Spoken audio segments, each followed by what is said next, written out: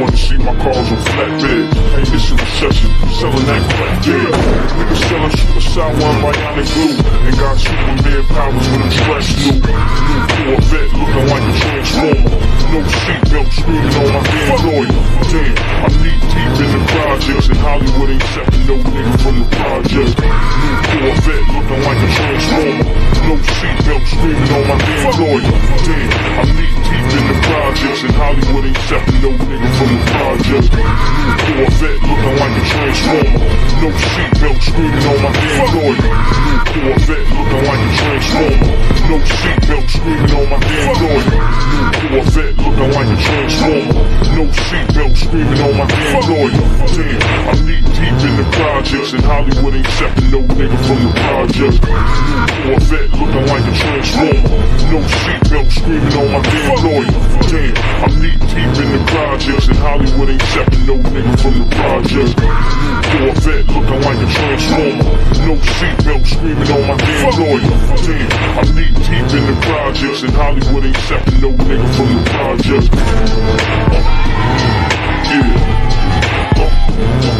Yeah. John Dillinger shit. Corvette looking like a transformer. No seatbelt screaming on my damn lawyer. Damn, I'm knee deep in the projects, and Hollywood ain't accepting no nigga from the project. New Corvette looking like a transformer. No seatbelt screaming on my damn lawyer. Damn, I'm knee deep in the projects, and Hollywood ain't accepting no nigga from the project. Yeah. John Dillinger shit. Niggas in the hood wanna see my cars on flatbed. Hey, it's a recession, selling that crack dead. Niggas selling suicide one bionic glue, and got Superman powers when I'm stressed new. New Corvette looking like a transformer. No seatbelt screaming on my damn lawyer. Damn, I'm knee deep in the projects, and Hollywood ain't accepting no nigga.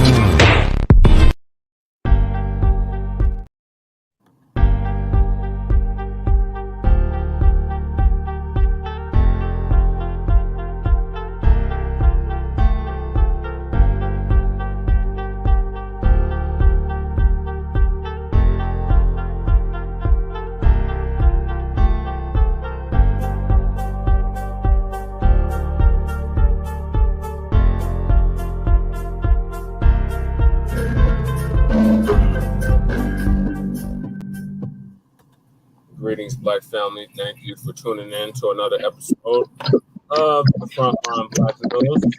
I'm your host, Chan Krona. I'm joined by my other host, Lady Che. Thank you for joining us, Lady Che. We're joined with our West Coast correspondent, San Corey.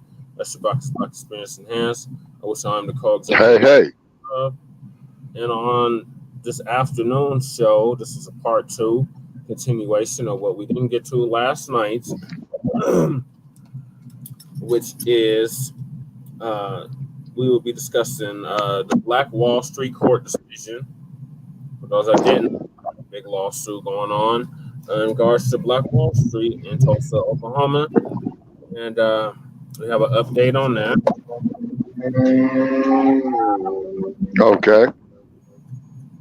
The next thing is Terrance Howard of Empire, formerly of Empire, and several other movies and programs such as Hustle and Flow. He actually got an Academy Award for that. He quits Hollywood and exposes Hollyweird's plot to effeminize black males. Right. Jamoret.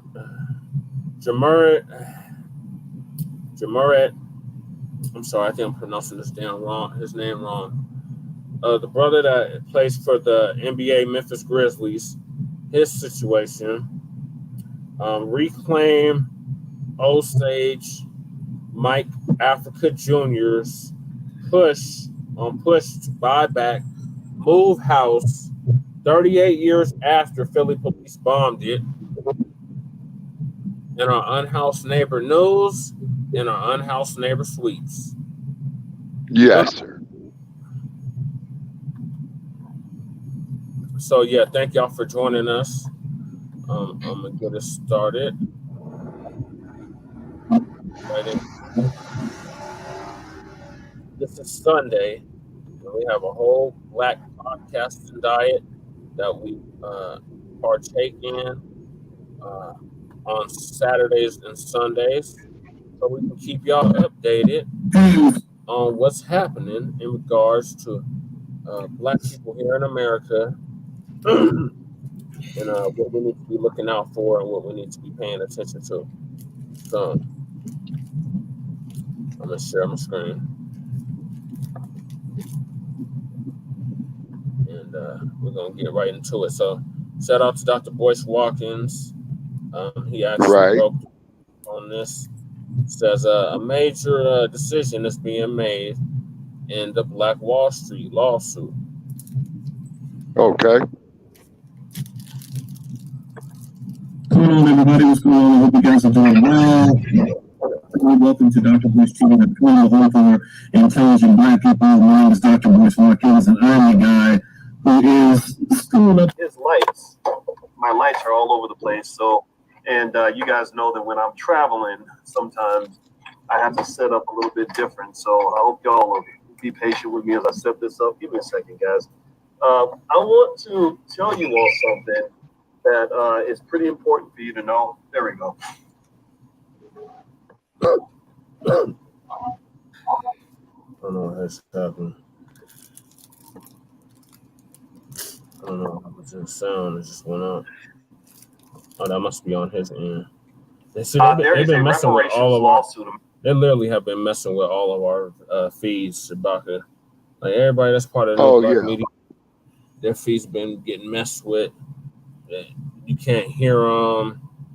It's just ridiculous. Like I lost count how many times last week I was listening to one of the new Black media's channels, and the sound went out, or there was buffering. How convenient. Oh yeah, that's them algorithms from Silicon Game Valley with that bullshit. So I'm gonna try to play them motherfuckers know. Yeah, them motherfuckers over there know what they're doing. They know exactly what they're doing. Awesome happening in Oklahoma right now, being led by a friend of mine by the name of Demario Solomon Simmons. And in case you aren't aware, in case you've been living under a rock, Black Wall Street was when Black people had a lot of land and property and wealth, and we were doing extremely well. We were very proud. They owned hundreds and hundreds and hundreds of businesses. And then white folks started acting white and just got jealous and went crazy and started burning things down and destroying things and shooting people, etc. Well, Demario, there he is right there. He's a sharp brother. He's kind of like the Ben Crump that you never heard about. Like he knows Ben Crump. I know he works with Ben Crump. So I want to give him his praise without insulting Ben Crump. But he's kind of like a sharper version. Right? He's very sharp, very, very smart, articulate, super cool, and well-dressed, and just a damn good lawyer. And he's been doing the work. He has really been doing the work. And I really think it's important that we all know about all the excellent work he's been doing. He's been fighting on behalf of the victims of the Greenwood Massacre. And Demario put a message up on his Instagram. His Instagram is @Attorney Demario, @Attorney Demario, DAMARIO. I'll even type it in here so everybody can follow him because it's important. And he basically kind of reminded us that if we don't do something now, if something doesn't happen now, this may be the last chance.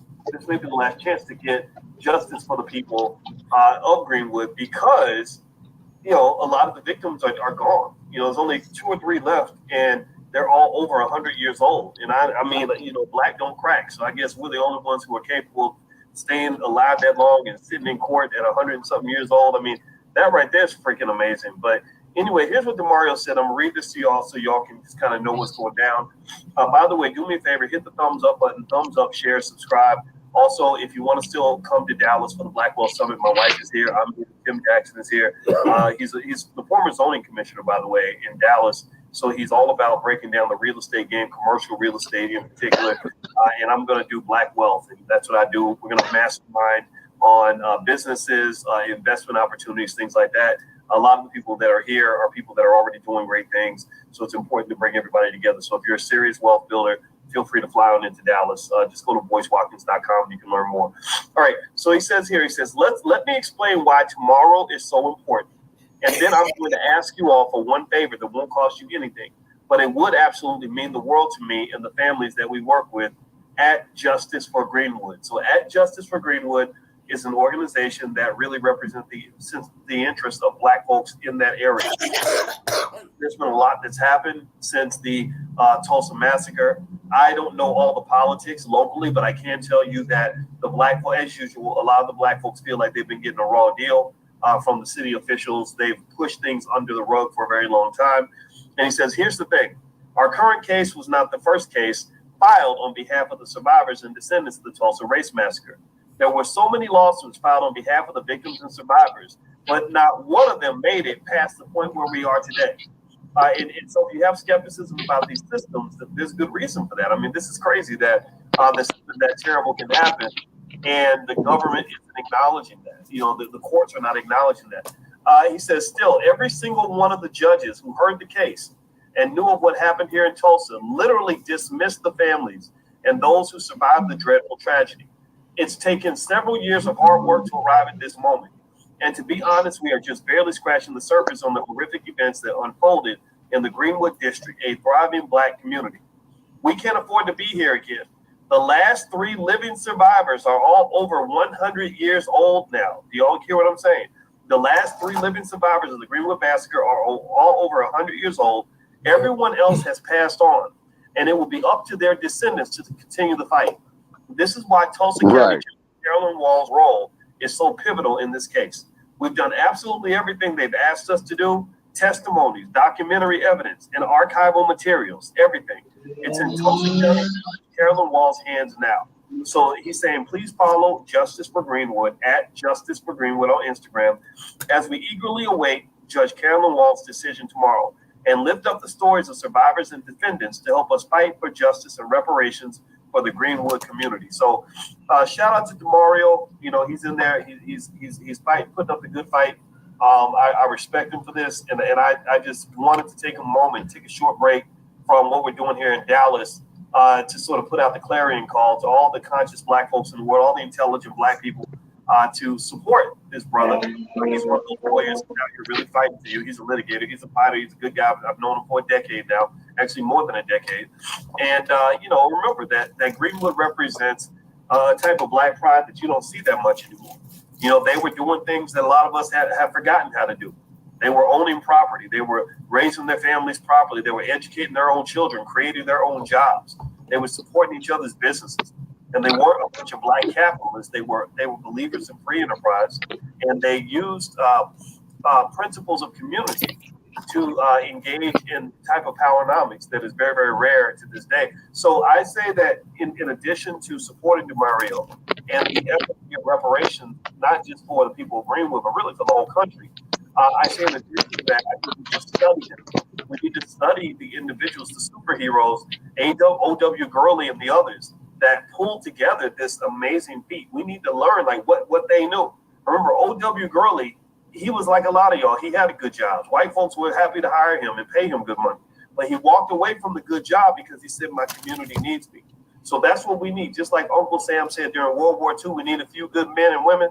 Well, now we need a few good men and women that are going to step up, B1 types, intelligent Black folks, step up and build. You got to build things. This is the era of the Black builder, because I think we can get back to this. I think we can get back to that pride. I think we get back to being a community that has more dignity than despair. I think we can get back to having more success than failure. I think that we can get back to having pride over all the embarrassment that we're seeing in the media right now. And this is why Greenwood inspires me. Yeah, they burned it to the ground, and they might burn it down again. But I'm gonna tell you, you got to keep on building. That's where the real power is. All right, guys. So I just wanted to share that with you, and I hope that helps you. I hope that you are gonna go follow DeMario on Instagram and back up what he's doing. Let him know that we sent you. So he'll know that you're a family member. And I'm going to get on out of here, guys. I got to go get ready for this event in Dallas. Again, if you want to join us in Dallas, just go to voicewalkers.com. The information is there. If you can't make it in Dallas, my new book is called The 10 Commandments of Black Economic Power. You can get a copy on Amazon. Also, the All Black National Convention is October 20th in Atlanta. So we got a few months to get ready. And there's plenty of links there to get a pass, to be a vendor, to be a sponsor, or you can even be on a panel if you want to apply to be on a panel. So feel free to reach out and take a look. G-Sub says, come to Memphis. You know what? I got to be with my family right now, so I'm not going to do any more cities for a while, but I will be in Atlanta for the conventions. So God bless you guys. Have a wonderful day. Thank you so much for listening. I'll see you soon. Peace. All right. All right. Yeah, so shout out to Mario for the work that he's doing. Sorry, this damn videos is all over the place. Okay, yeah, so shout out to DeMarco for the work that he's doing in regards to the Tulsa Black Wall Street lawsuit.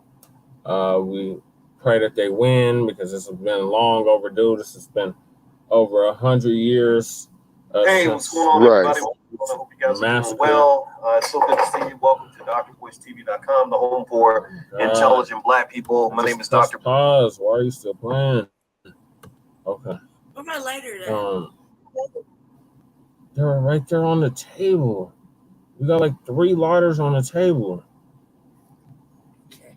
This is not the time for that. That's like a private message. What were you gonna say, Shabaka? Okay, yeah, I appreciate Dr. Watkins of what he's doing. I'm all for the work that they're doing, but we need some sponsors for Front Line Blacc News and Shabaka's Black Experience Enhanced. So we are definitely putting that out there. See, messages like what Dr. Watkins just gave.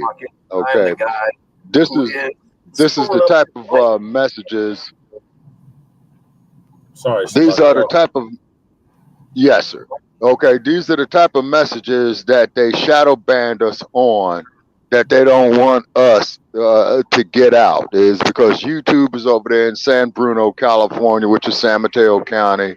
They down the highway from Google and Facebook and Tweety Bird is in San Francisco.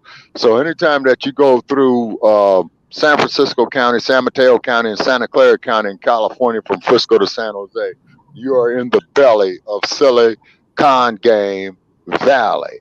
The reason why they don't want us to have this knowledge is because white folk are in fear of Black retribution. Bottom line.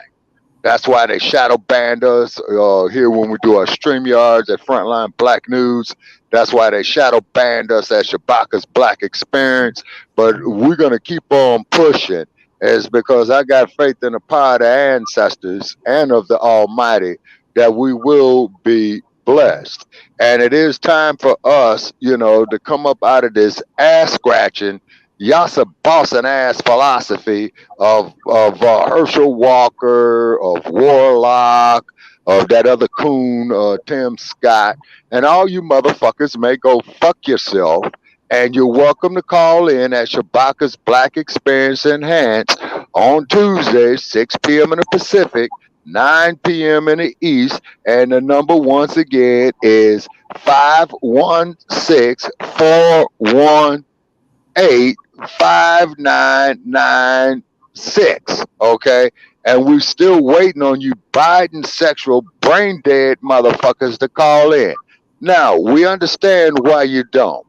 You're sick, okay, is because on a collective basis, Black family, we are not in our right minds. When we sit up here and look at shit like Trump, and then there's other sack of shit, Biden and Kamala Harris, goes to prove that we are not in our right mindset, is because due to the trauma of slavery, of Jim Crowism, of the segregation and the philosophy of old fucking frog face, George Wallace, segregation yesterday, segregation today, segregation tomorrow.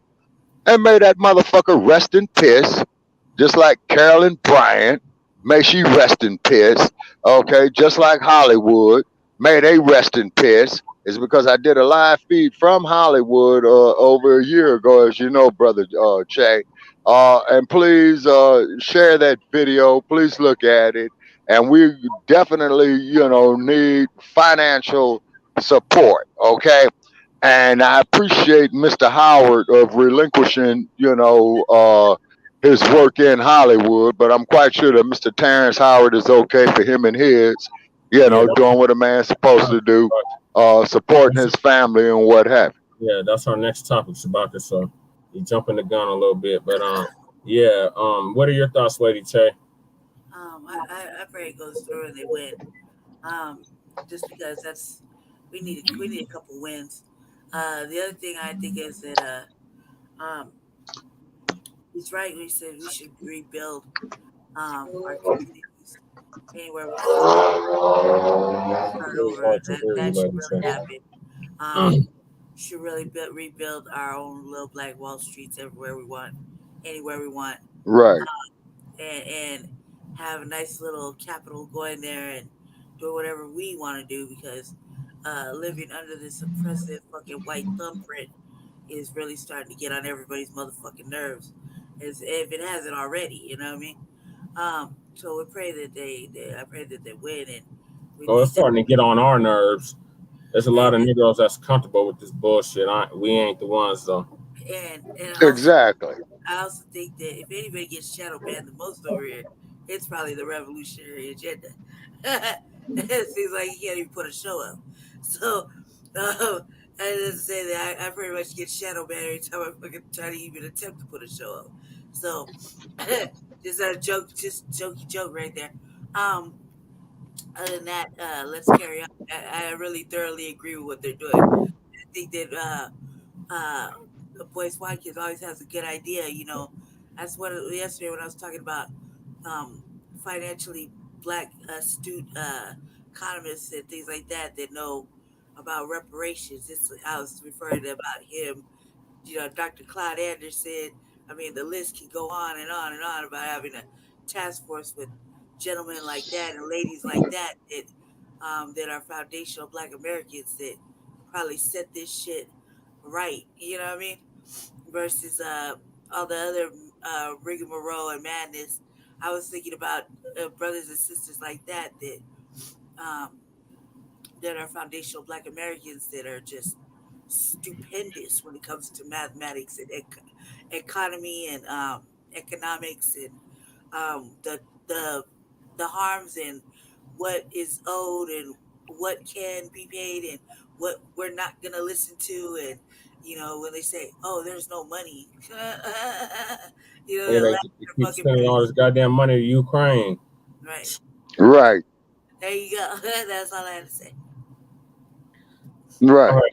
And do let me say here, if I may interject on this here, is fuck Ukraine. We don't have time to be worried about that because, see, our own house is not in order. And it's that old common principle, how the fuck can I help you with your backyard when mine is in shambles? Right. Because as I stated before, I stated it on Front Line Blacc News, I stated it on Shabaka's Black Experience, Black Family, we are in a state of emergency. Now, the cold part about this scenario is every other group knows that we're in a state of emergency except for us. And these motherfuckers capitalize off of us being in a state of emergency. Okay, this is why you think they want to feminize the black male. You see what I'm saying? And as you know, Brother Paris, we did a show a few years ago called Hollywood's Effeminization of the Black Male. And everybody, definitely check it out.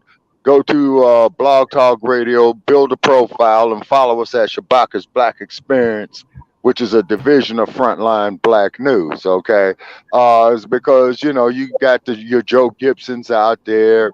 You got your Yasa bosses out there as well, too, in addition to Joe Gibson. And what they do, which has been a common tactic that I've witnessed for the last 50 years, is that when a black person gets up there and speaks about what the fuck we need, they always get some bootlicking, half-baked, half-fried, sellout ass motherfucking nigga to sit up there to countermand our progress, you know, and the ancestor Malcolm X, he gave a great speech on that we played on the last Shabaka's Black Experience of Grand Rising with Shabaka. You got the field Negro and you got the house Negro. And the problem is we still got this philosophy ingrained into those after the Black Empowerment era, the concept of boss, we sick. See, we got to break that fucking chain. Say more reason to homeschool our youth, you know. And then, as they stated on other pro-Black platforms, when our youth come up to the elders, we cannot turn our back on the youth. You see what I'm saying? That's why they're so twisted. That's why they're blatantly and flagrantly coming out here through these institutions of Hollywood and social media to effeminize Black men. And then we appreciate the president of Uganda, President Museveni, who stated to the U.S. in regard to aid to Uganda that we don't believe in that alphabetized agenda bullshit and take your aid and go shove it up your ass, okay? It's because you're not going to sit up there and effeminize motherfucking men, okay? That does not work. That's why we as men. And then TikTok got banned in the state of Montana, and they need to ban that raggedy ass shit every goddamn where on the planet. They're trying to ban it here in Colorado too. But I pulled up the episode here, so those that's tuning in or will tune in at a later date to see exactly what we're talking about. Hollywood, yes, the Black Male. We did that show 6 years ago. I think that was the show I called into. Yes, sir. Yes, sir. So yeah, make sure y'all check it out. I'm gonna move us on to the next topic, and that is it's still on the same topic, but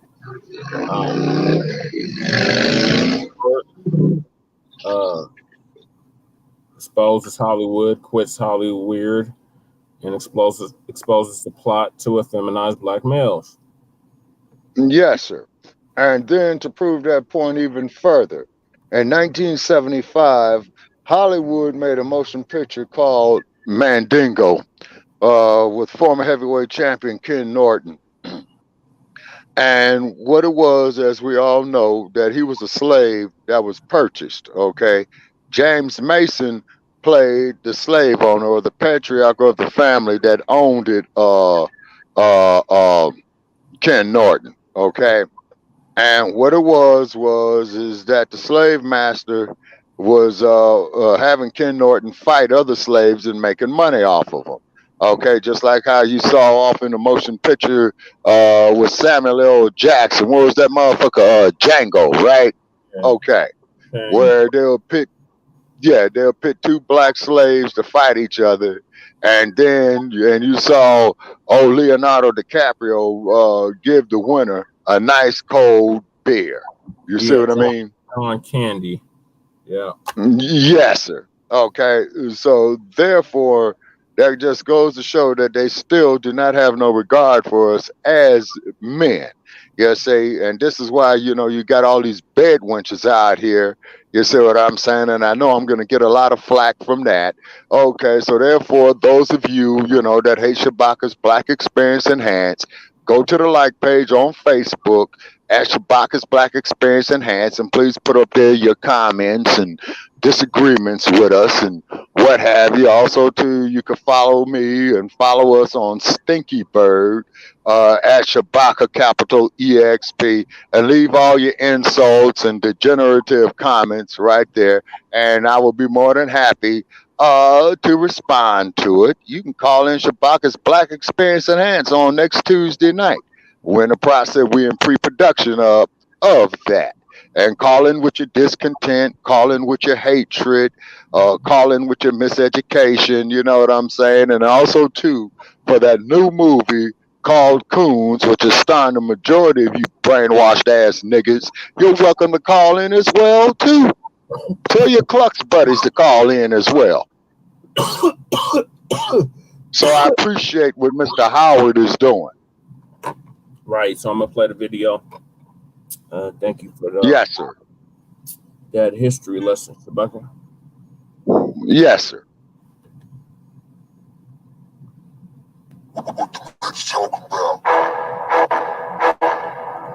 So this is from Willie D. Willie D from the Ghetto Boys. Those that's familiar with Dirty South, down south hip hop know who the Ghetto Boys are. Rest in peace to Bushwick Bill. But Willie D, he has his own podcast show called Willie D Live, and he's the one that did the story on this. I don't think he's the only one, but he's the most recent one that did a story on this. So here we go.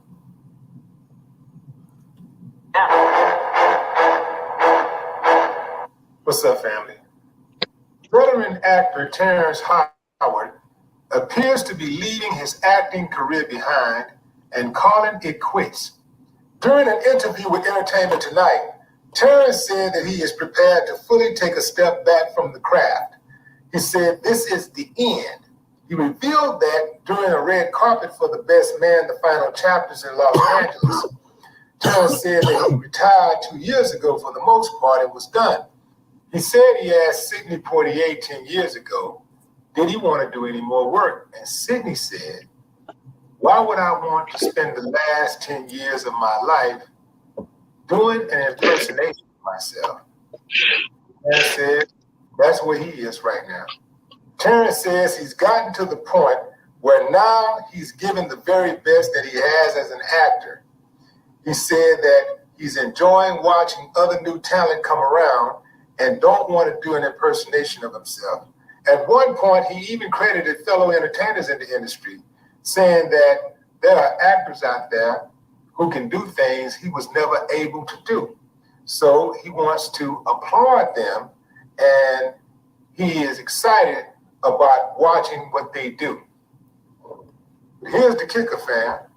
The thing that could cost him some career equity down the line. Terrance expressed the stories he'd like to see portrayed by black men in Hollywood in the near future. His words, I would like to know the ability of men to be men and people to be people. The man has been demonized. The strength and character and faults that come with a man are necessary for balance. With the new formula, most men are made to be effeminate and not have their power or sense of strength.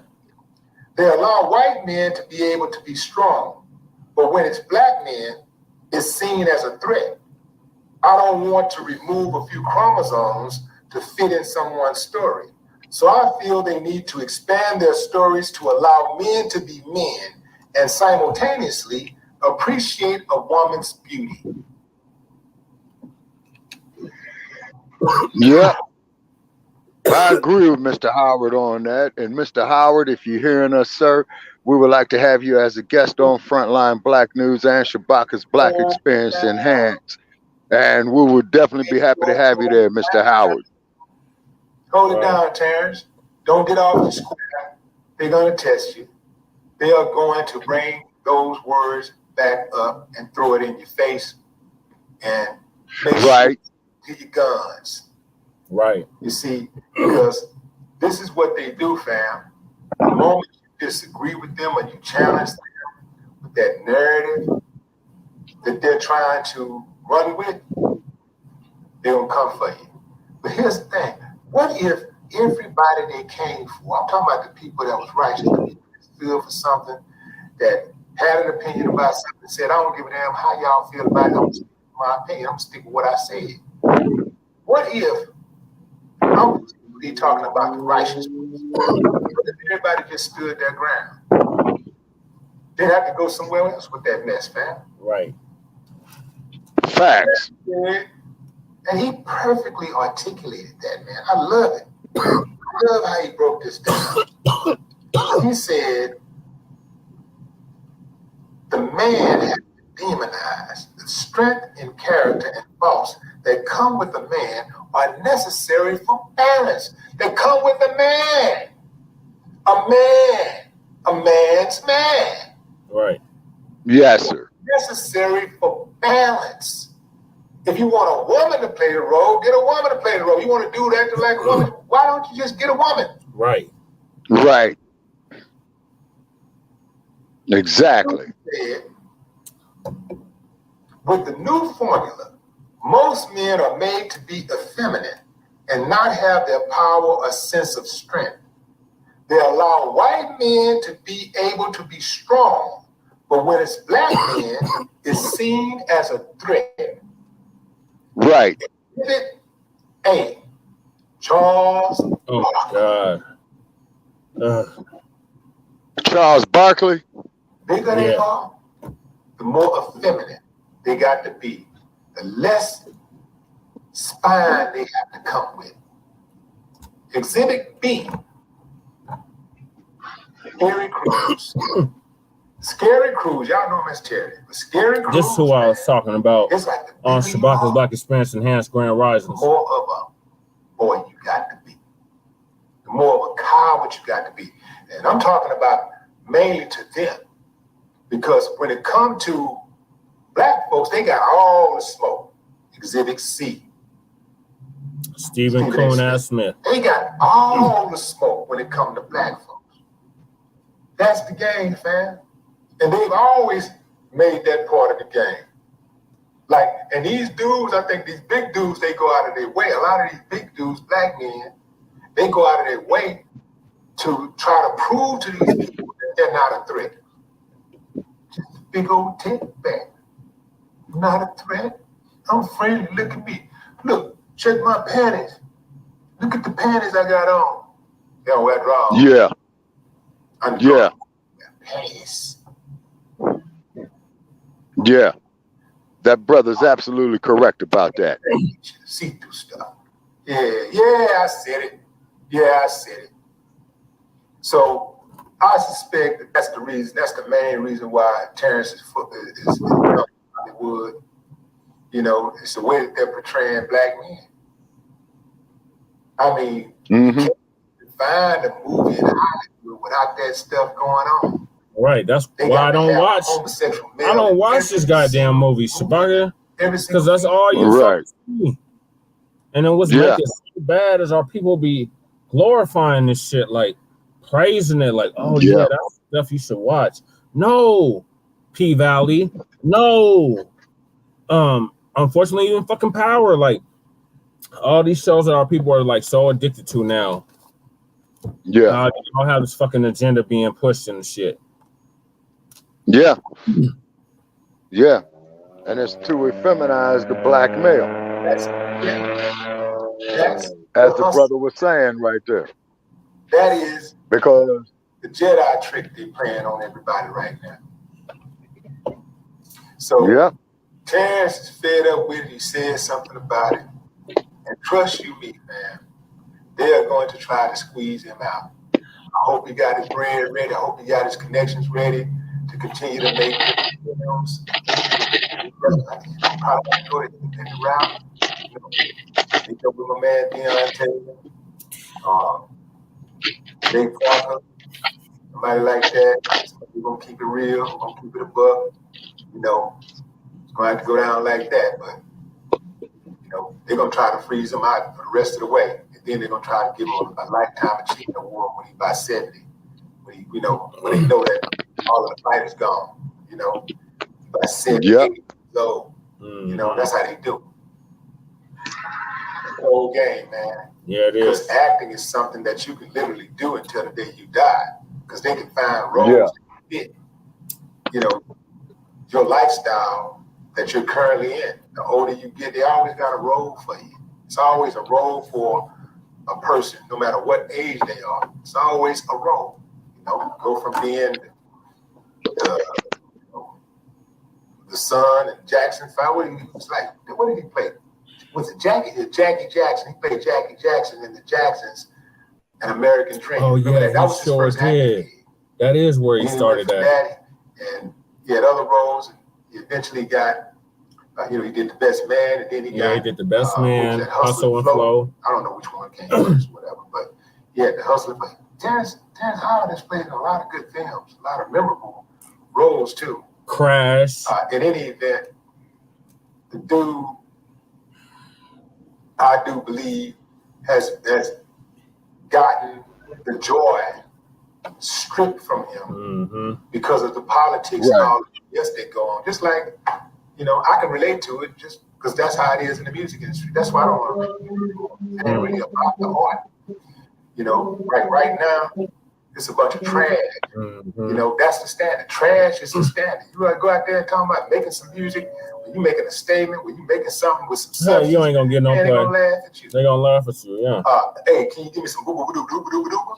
Because this right here ain't working, man. You out here trying to educate people, trying to, Yeah. That's what we need. Mm-hmm. So I feel it.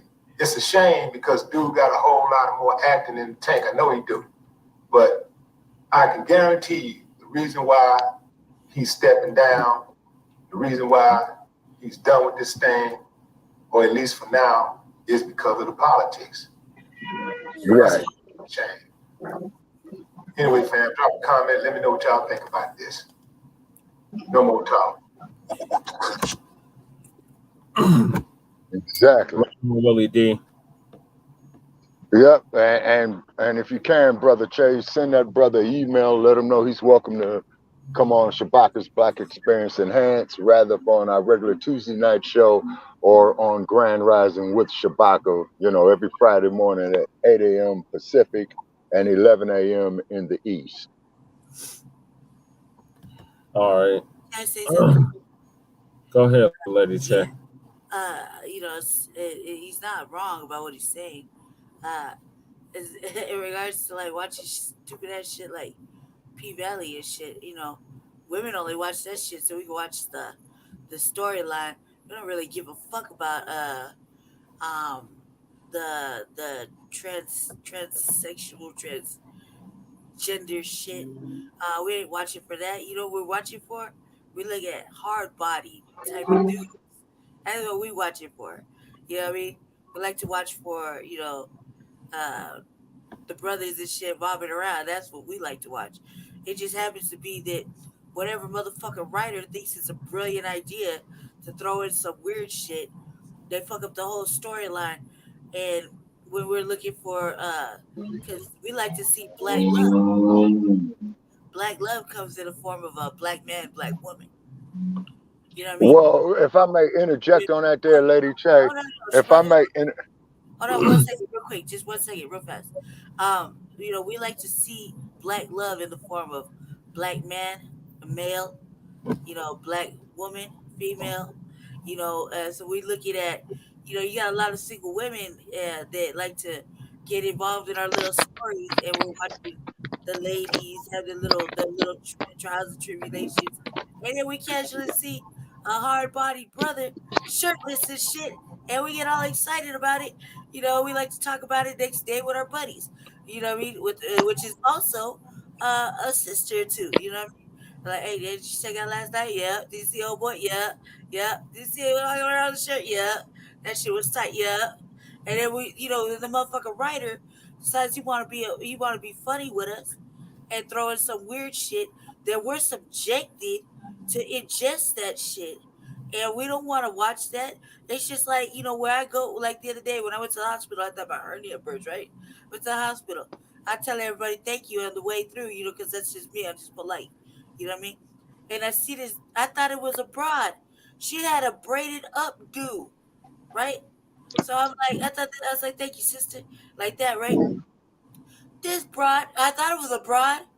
It was a whole man with extension braids in an updo style and a whole motherfucking beard and mustache.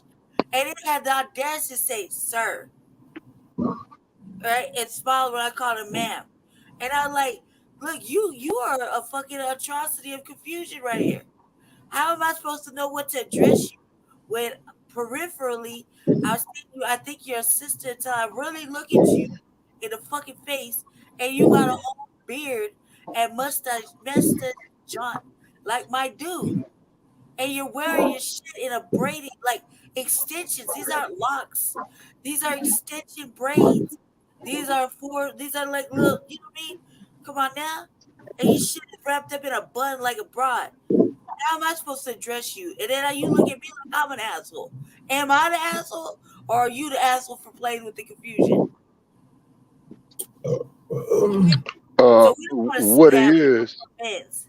We like watching men. Okay, so I think all women is just like we on this tip like, we must like to watch Uncle Clifford types. Nah, man, they weird as fuck. Okay, there's a confusion, and no way in hell should a man ever dress better than a sister. Period. So that shit is just crazy to me. And we just sit here and then y'all look at us like we promote that, and we ain't promoting that shit. If anything, we discussed it. We want to see more males, writers, if you're listening. We want to see more black men, more black women scenarios, no more gay shit, because that shit throws off a whole storyline when you think a motherfucker a thug and really he just he on the down low, dick in the booty type motherfucker, and now we thrown off and disgusted and we don't even like that character no more. So you fucking it all up, writers. Okay, now you have an understanding of what women like to watch. Women want to see more men, more women, even in discreet, nasty, romantic situations. Okay, we want to see women and actual men. No more dick in the booty ass situations. Okay, because we're disgusted by it just as much as men are. There you go, writers. Do better. Take that shit out. Make their own shit for them. We don't want to see that shit. I'm speaking for women. You don't like it, eat a dick. Eat 2 on Wednesday. How about that? Go ahead. That's just women, black women. Yeah, I'm only speaking about black women. I'll talk to white women. You know already. I'm not talking to white women. I'm specifically speaking to black women. Black women like seeing black men. Black women have romantic situations, whether they go the extra mile of romantic love making scenes and shit. We want to see black men, actual men, not men with bitch dues and shit, lipsticks and earrings.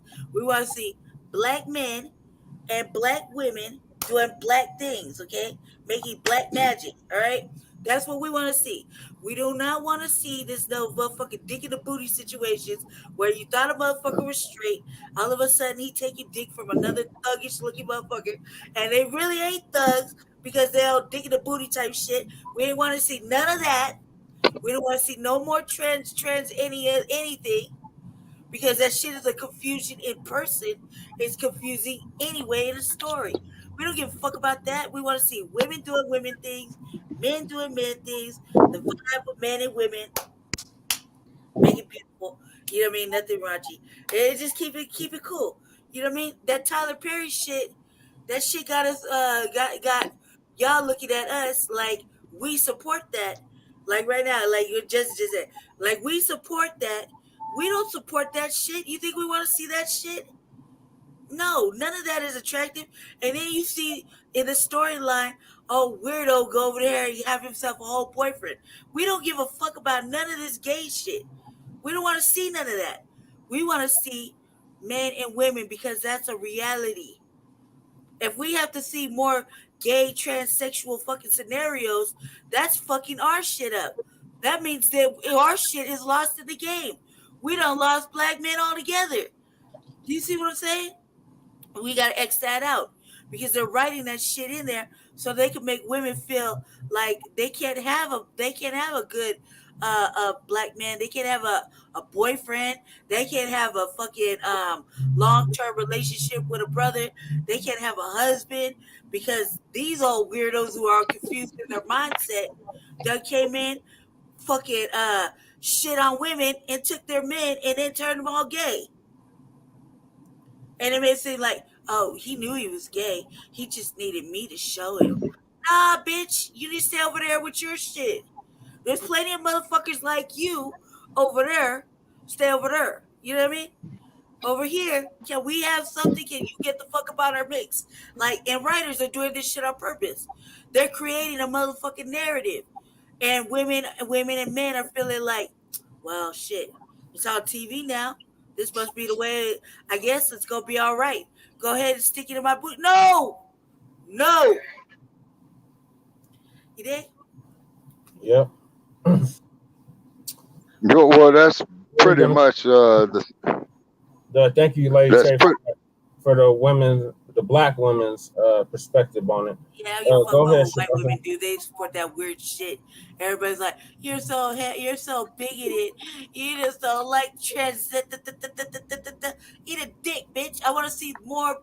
I want to see more motherfuckers, like more black men, black women be in love and holding hands and having babies and talking about little families. I don't give a fuck what the fuck y'all want. Y'all want to turn this shit weird and Hispanic? Go ahead. Do it on your side of things, though. Right. Push Don't that shit do on Right. Push that shit on your people. Stop Push that pushing that shit shit over on there. us. Right, we don't want that shit over here. We like being with our brothers and sisters, like being with brothers and sisters. Okay, they like being together. They don't want to see like I could just imagine there's a man out there who thought he had a bitch as to undress her, find out that broad got a swiller as big as him Or bigger. or bigger. You know what I mean? And that shit is disgusting on all kind of levels. I wouldn't want that. I would like to see a man be a man.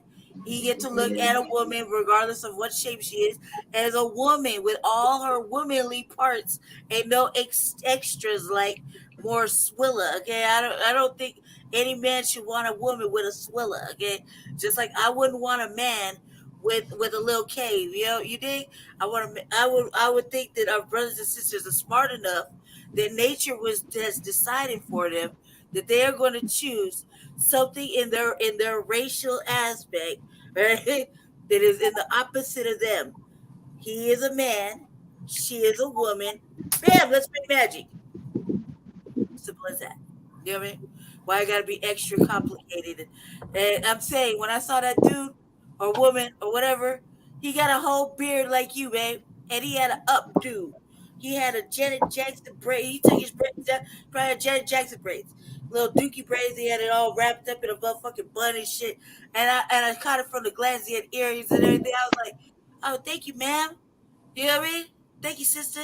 And I turned around and he had a whole beard like you, and I'm like, oh, cuz. And that's what I said, oh, cuz. And kept it pushing. Like, that shit is fucking ridiculous. It should be frowned upon. I agree. It is ridiculous and it should be frowned upon. And then stop pushing that shit on our fucking people. What are your thoughts, Sebastian? Shit over there to y'all weirdos anyway, with the fucking whites, Okay. Hispanics, and Asians. They'll say that shit over there. Okay, what it is, as we had stated before, and we appreciate, Mr. Howard of taking a stand that he is taking, and we need more solidarity on that. As I stated before, those in the alphabetized community, they have their human rights and they have their civil rights. But I'm of the opinion they do not have the right to try to force that agenda on heterosexual people. Okay? That's their business. But when you obviously see people who are heterosexual and you trying to push this shit on them, I consider it a damn invasion. You see what I'm saying? It really is. Okay, but like I said before, they have their human rights and they have their civil rights, but they do not have the right to come up here to heterosexual people trying to push this agenda. Just like this crazy ass motherfucker who did a YouTube video on Tweety Bird talking about that he's transgender and that nobody's going to prevent him from going into a woman's restroom. And then the son of a bitch gets up there and advocate that these trans individuals arm themselves. Okay, now, where's the terrorist task force on that? You see what I'm saying? I'll wait. In addition to, as Hollywood has always been about shattering the strong black male image. This is why the movie actor John Amos quit the 1970s series sitcom called Good Times. It's because he said, I will no longer participate in this bullshit, showing black men acting a damn fool for Kid Dynamite and all that old type of shit. They don't want to show black men being strong fathers to their children, strong husbands to their wives, strong civic leaders in the black community. Okay, when you look at these stinking ass, sorry ass, punk ass motherfuckers like Herschel Walker, Tim Scott, the lieutenant governor of Mike Hancoon, Uncle Tom Bradley of Los Angeles. You know, he's dead. Christopher Herndon, the councilman from my district. Right. Then on top of it too, when the 44th president, Barack Obama, had pushed the gay agenda and what have you, as when he went over there to Kenya, you know, where his ancestors is from, and he tried to push that shit over there, and the president of Kenya had asked then the president of the United States to leave Kenya because we place great emphasis on procreation. And once again, for those of you in that alphabetized community, this does not mean that we hate you. This does not mean that we are against you, but we'll be goddamn if you're going to sit up there and try to tell us that a damn grown-ass man swinging a dick is a woman. I'm not buying it. Right. Straight out. And I'm making it plain. You see? Because we wavered from our stance, Chewbacca. We've been on the same stance for almost 8 years now on public radio. So you're not gonna get us to buckle. We're not gonna buckle. We're not gonna bend. In fact, we're gonna double down because enough is enough. Oh, absolutely. Yeah, it really is. And then with Mr. Howard, relinquishing his career in Hollywood, okay, I equate that to the heavyweight champion in 1967 who says, I ain't got no quarrel with the Viet Cong. They ain't never bombed our church. They ain't never called me a nigga. They ain't never raped our women or hung our men folks and cut their privates off and stick it off in their mouth. You see what I'm saying? Go kill them for what? We got some comments about it. Let me get to them. Oh, let's read them. Please start with the hate mail first. We got David M. Thornton. Appreciate you tuning in, brother. He said they will definitely try to shut you down when you are telling the truth. History proves that. Facts. And we appreciate his comment. Black men have been made the face of femininity. Oh my God. Yeah. It's heading that way. Yes, sir, indeed. It's heading that way. There's nothing. There should be nothing feminine except, it's not even. I can't even say that, man. I can't even respond to that with a fair comment.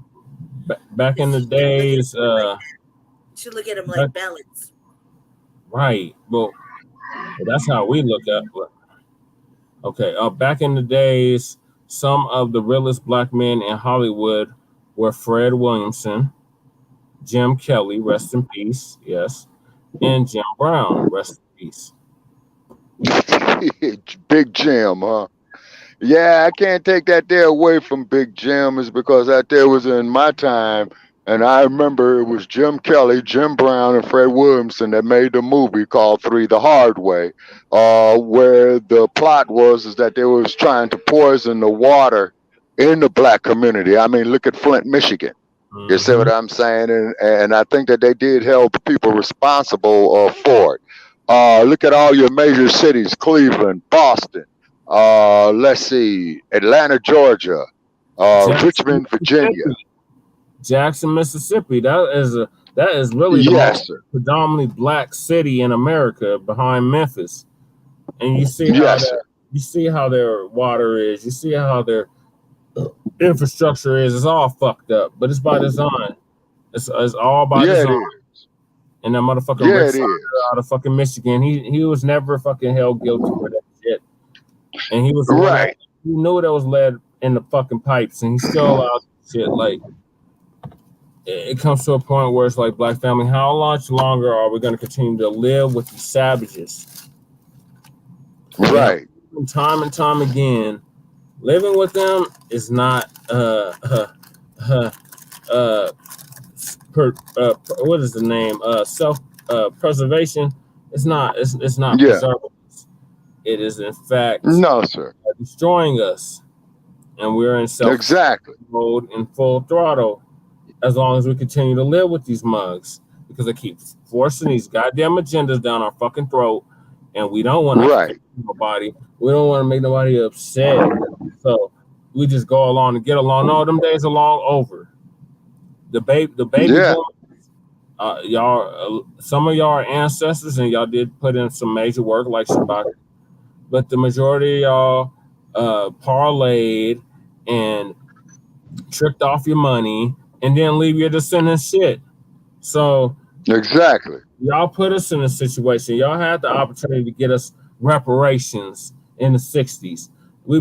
Y'all brought this country to its fucking knees in the 60s, and y'all just want to Yep. be integrated.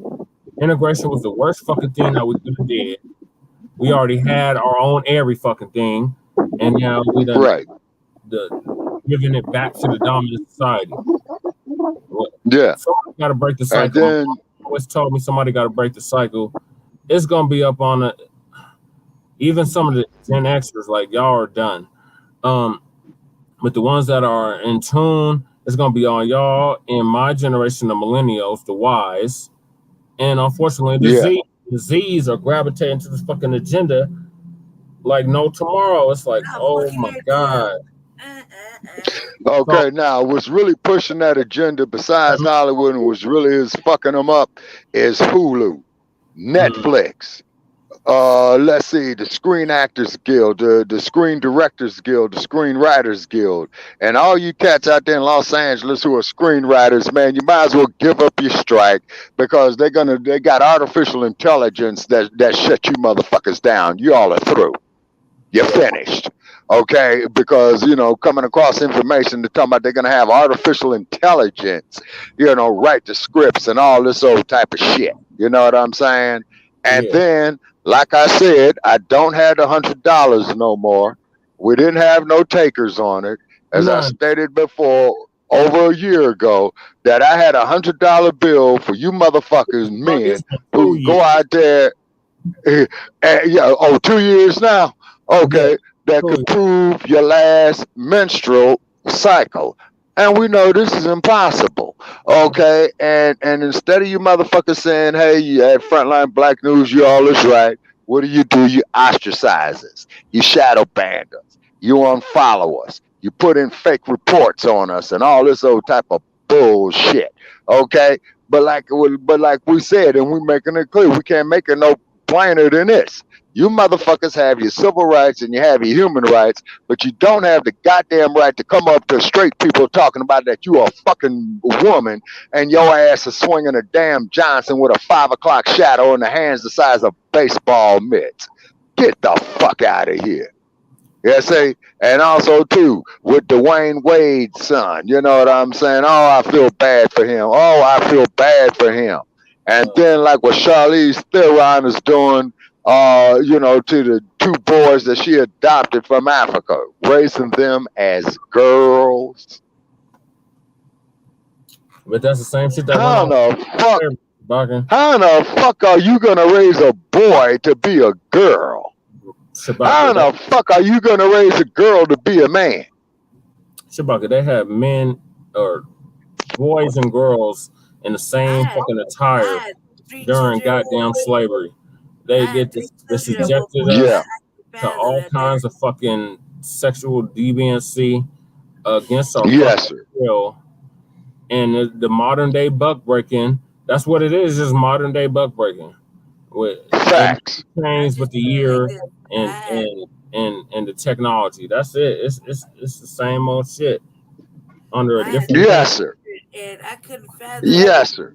Even though one is like extremely flamboyant, I could never fathom teaching him, he's a boy, my firstborn, teach him like anything about being a girl. I think I was slapping that shit out of him, like, put that lipstick down, that's mine. Get out my shit. Like, you know what I mean? And I couldn't fathom it. I couldn't fathom trying to raise a boy that I gave birth to, knowing that he came out, he was a little boy. I looked at him, bam, saw his stomach, he was a boy. I couldn't fathom making him be a girl. I couldn't fathom that. And I had a little girl. I couldn't fathom telling her, you know, I one thing I have to accept the tomboy shit. It's another thing. It's another thing trying to create a boy and a girl. You know what I mean? Like, I just feel sick in my stomach, like trying to even fathom a master plan of how to be a deviant. You know what I mean? And do some diabolical shit like brainwashing. You know what I mean? Right. It is. That's some diabolical Right. fucking madness that you got your kid coming out. And it's one thing, you know, that they tomboyish, whatever. One just he might be feeling the What is it? vibe. In California, they don't even have to disclose the gender of the child. I was a Yeah. mad scientist. You know Yeah. what I mean? Like, the universe didn't make me a mad scientist to say, hey, you know what, I'm gonna give you this little life form, so you go ahead and fuck it up for the rest of their life, and go ahead and create some madness going on, and you know, confuse the fuck out of them. They already feeling confused because they went to public school. You know what I mean? Public school is the mad scientist fucking zone for fucking creating fucking public madness. indoctrination of this You know what I mean? bullshit. But I'm gonna go ahead and give you this little That's star. exactly where it is. Go ahead and fuck it up some more. Go ahead, fuck it up. Like you didn't fuck up your whole life. Just go ahead and fuck it up and you know, change their whole fucking brain waves in. They're no longer thinking little boy, little girl, separate thoughts. Now they just confused. And you go ahead and confuse them more. Just go ahead and fuck them up some more. Like, no, man, the universe doesn't have that kind of plan for you. You say you for me to be a motherfucking mad scientist and think I'm fucking God and decide to go ahead and do my own thing and not what is in the universe's plan. You know what I mean? They want to do their own shit, man. Let them do their own shit on their own time. I'm just supposed to raise a motherfucking child, a boy or a girl. Simple as that. And you say, you go ahead and, you know what, I'm going to go ahead and bless you with the mad scientist button today. You go ahead and be a mad scientist and go fuck up this baby. Yeah, right. These people got this shit all fucked up. So what they're doing is really diabolical, and it's really against the universe, and they're going to hell for it later. Yeah, they're going against the natural order of things. They're going against nature. Right. And we've been saying for years that these cockazoids are at war with nature. Nature is the only thing that kills them. The sun kills them. Oh, yes, sir, indeed. Yes, sir, indeed. So out there to all the motherfuckers out there, you know, hey, it's a good 98 degrees out here in the West. You know what I'm saying? Go to Palm Springs, California on the summer solstice, and be sure to leave your sunscreens at home. Okay. And this will prove that we are not the same. It's because Palm Springs, California is the exact opposite of Denver, Colorado. Denver is a mile high above sea level. Palm Springs is a mile below sea level. That's why they call it the low desert. Yep. And you know what else is under sea level? New Orleans. What's that? Oh, yeah. New Orleans, yeah. I believe that whole Gulf Coast is below sea level, Brother Che. That's why they got the swamps there. You see what I'm saying? Is because they are below sea level. And I did travel through Louisiana. I did travel through Georgia and Florida and what have you. You know what I'm saying? And like I said, I was challenged to go through the South. I did it. But there's a memory keeps going through my mind that will stay with me for the rest of my life, which is Southern trees bear a strange fruit. And you could feel that shit in the air down there. And I did not make it. And I did not make it to the East Coast to see the Atlantic Ocean, is because I'm quite sure had I would have done, all I just would have heard was the spirits of our ancestors as they periled on the passage. You see? And as we know, and research that we have done, is that the hurricanes start off the coast of Africa, and the hurricanes take pretty much the same routes that the slave ships took. Is that a coincidence? No. I don't know. Well, Garby said you'll find me in the whirlwind. So, I mean, we're connected. Yeah. They're not. That's the problem. Exactly. They have exactly. They have exactly. They are a plague. They are a fucking disease to this goddamn planet, and they have to go. And they're dying out. Well, is that? Yes, sir. And then I did see a video.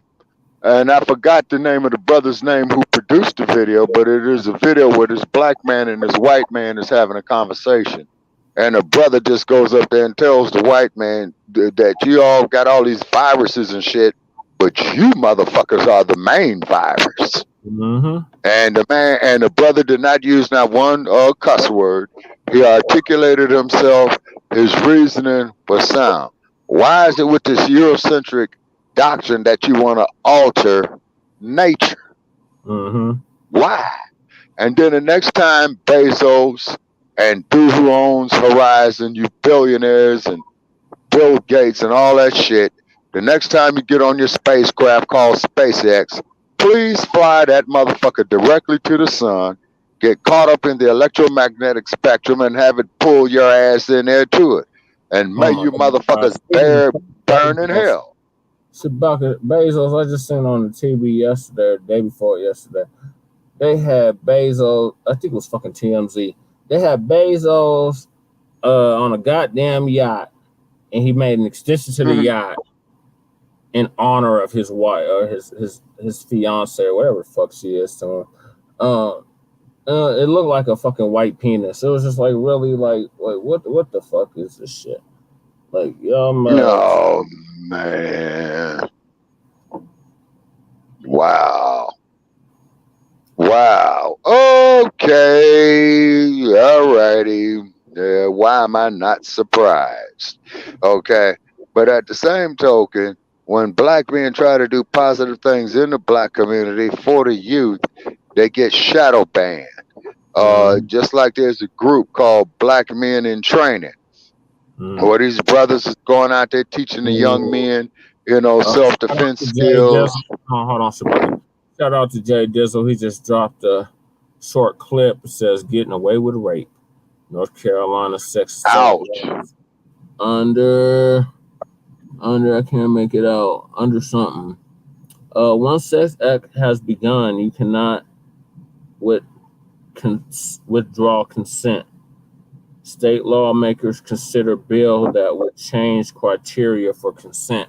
See, they're opening the fucking Pandora's box for all the alias. That's what I'm gonna call them, because they are pedophilia, fucking bestiality, nephilia. What that mean? Yeah. If like look, I mean, speak on this from a lady perspective. It said once sex act has begun, you cannot withdraw consent. Fuck you mean? You can't withdraw consent. If a motherfucker hurt you and he taking advantage of something you giving him and he hurting you, fuck yeah, you can withdraw. Get the fuck above me. You're hurting me, and you continue to persist. That is a violation. You don't respect that person. You're violating them. If they're saying to give and also you hurting them, you're taking advantage of something that is given to you. When a woman gives themselves to you and you decide you want to pull some bitch ass shit and fucking hurt them and do way more than you did, she thought she was gonna do. Yeah, she can withdraw consent. She can pull away from you. She can sure as fuck get off of you. She can sure as fuck get away from you. You are doing the most, sir. That is considered taking advantage of the scenario. And whatever the fuck you're doing, if she said no, stop, no, it hurts, no means no, whatever language whatever the fuck you get through. No means no. Pretty much. No. That means stop and get the fuck up off of her and leave her the fuck alone. Whatever you're doing is wrong. She don't want it no more. She don't want you no more. The fuck up off of her. That's rape. No matter if you're married. You're right. No means no. No, ma'am. You're absolutely correct. You're saying, and there's a lot of states, that honor that. Hurt nobody. It's not supposed to hurt nobody. Now, keep in mind, Lady Chair, what you just stated right there, right? Okay. You have to look at all the black women who were sold on the plantation systems, in their formative years, 13, 14, 15 years old. You see what I'm saying? And then, the white slave master, he would go up there, and take his liberty with any black woman, rather if this was someone's wife, someone's mother, someone's grandmother, someone's sister. You see what I'm saying? That's what the Black Friday was all about, is where that they would go out there and sell black girls 13, 14, 15 years old to be bed wenches. You see what I'm saying? Excuse. All of that is depicted in Goodbye Uncle Tom. Hold on, let's see this one thing. Yes, sir. When we was on the show the other night, like 2 weeks ago, when we had that one fire ass show on your platform, right? And I had a little emotional moment when I was talking to Joe Gibson, right? I was like, look, you know, they raped our African sisters and shit. They raped them on the plantation, and there wouldn't be no motherfucking mulattoes like myself if none of that shit would have happened, right? And it would have been none of this motherfucking mass confusion, right? So I was sitting there like talking about it, and then I thought about it more. You know, I was thinking about how fucked up that shit was. How many times you think them women that they took from wherever they took them from to bring to the motherfucking plantations, right? Had fucking formed the word no, or pushed off, or tried to run off, or scoot out from underneath. You know what I mean? Even when they were brought to the brothers that were already made into bucks, and they didn't want to be messed with or messed on. You know what I mean? That shit is horrifying. But the other thing I want to say to men, like, check it out. You know, there's sometimes when men and women get involved with each other, right? And women, you know, they might have been inactive for a while, and they might not be prepared for whatever the brother's holding down there. You know what I mean? But you got to give them some time. If that lady says no, and she ain't ready for you all the way, and she just a little, you know, stunned, it might be painful. She tell you no means no. You got to let her warm up to the situation. You know what I mean? Because there's times where shit be like, a woman has been inactive for say a couple of years, and she get with a brother, and, you know, they try to be together or whatever, and shit might just be too much for her to handle at that point in time. It might be painful. She might have to say no for a minute and just ease on into it. That's happened to many sisters who have long-term relationships. It's happened to me several times, you know what I mean, where I'll be like, hey man, nah, this ain't, you know, because I probably was surprised or whatever. But you have to give that woman a chance to work up to that situation. You can't just be forcing yourself on them. That could cause tearing. That could cause unexpected bleeding. It could cause pain and trauma to her, not only down there, but to her mindset. And you don't want a woman to be traumatized by just having an intimate relationship with you. So you got to give her some time, man. Women are delicate fucking creatures. That's it's even with men, right? Men have delicate situations too. You know, some might not be cut. You know what I mean? And a woman just force herself onto you and pull something real hard, and you're not prepared, you're traumatized. And then you want to take some time away from being intimate because she done ripped your fucking skin off your shit. You feel me? So it's a delicate process. We're not meant to be animals with each other. And leave that for them. But if a woman say no, she said no, bruh. That's all that needs to be said. It don't need to be a fucking reason. She has her reasons, and she feel compelled to give you one. Fucking respect that and give her some fucking time and space. This is rape. That's rape, and there should be motherfucking laws against that. You know what I mean? Especially if you repetitively doing it. You ain't got no respect for no woman. You shouldn't even be allowed to fucking be trying to mess with nobody. You can respect them when they say no. No means no. If a man says no, we gotta respect it. We might not like it, but we gotta respect it because he don't want to be messed with. You see what I'm saying? Now, if I may interject on something right there, Lady Check.